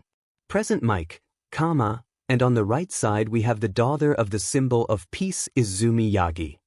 The crowd cheered and applauded for the two fighters as they entered the arena. Midnight, are you ready? None of them said anything and just got into their fighting stance. Izumi thoughts, I am sorry Izuku, but I have to win this. Izuku thoughts, does she really think she could win? I have more tricks up my sleeve than she does. Midnight, fight. Izumi immediately charged at Izuku, but Izuku dodged before she could hit. He then punched her in the face. She stumbled back. Izuku then made a fake roundhouse kick and used it to hold Izumi's neck with his knee joint. Izuku used the momentum of the roundhouse kick to flip Izumi around and pin her on the ground with one leg. Also, I tried this kick on one of my friends, and yes, it works, but only with the right momentum. The stadium was shocked how easy Izumi was brought to the ground, and those who knew about martial arts were amazed. The stadium was shocked how easy Izumi was brought to the ground, and those who knew about martial arts were amazed. Gunhead, wow, that is a high-level martial arts move. Itsuka, I knew he was good, but that good. All Might and Green Wave's jaws were on the floor. They were shocked to see how easy Izuku got Izumi on the ground, but the fight wasn't over. Izumi tried to punch Izuku, what Izuku dodged pretty easy, but at the same time she uses her telekinesis to shove Izuku off of her and throw him away. But Izuku landed on the ground before he fell out of bounds. Izumi used 25% of One for All and jumped at Izuku, but Izuku dodged at the last moment. Izumi had to use her telekinesis on herself to stop her to not go flying out of bounds. But Izuku used the moment where her back was turned to him and kicked her in the back, making her stumble forward, but she used her telekinesis together with One for All to jump up and make a kick to Izuku's face. Izuku was sent flying back and Izumi charged after him. As he landed on his back, he saw Izumi reaching for him, but he took her hand, brought his leg and kicked her in the guts, making her fly over him. He then jumped up, but instead of charging after Izumi, he created a tornado and sended it after Izumi. Izumi was sucked in by the tornado and flew up into the air. Izuku also jumped in the tornado, but he controlled OT, so he wasn't flying around uncontrollable. He then was above Izumi. He brought his leg down and slammed her down to the ground. The cement got cracks there where she landed and Izumi was out cold. Izuku, fatality.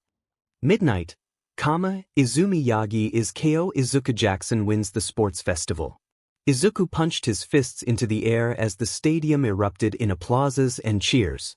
Time skipped to the award ceremony. We could see Izuku standing on first place, Izumi on second and Katsuki on third. Katsuki had to be chained to the podium so he doesn't try to attack someone. He was like a wild animal. Izuku was smiling until he saw who was the one to give the medals, and his smile turned into a frown. All Might, young Bakugo, you did good, work hard and I am sure you will move up. He then didn't even try to hug Katsuki because he was going wild. He then got to Izumi. All Might, my girl, you did amazing. I am sure when you work HRD on yourself you will be able to make first place next year. He hugged Izumi and Izumi hugged back. He whispered something into her ear but Izuku couldn't hear it. Then it was his turn. All Might, young Jackson.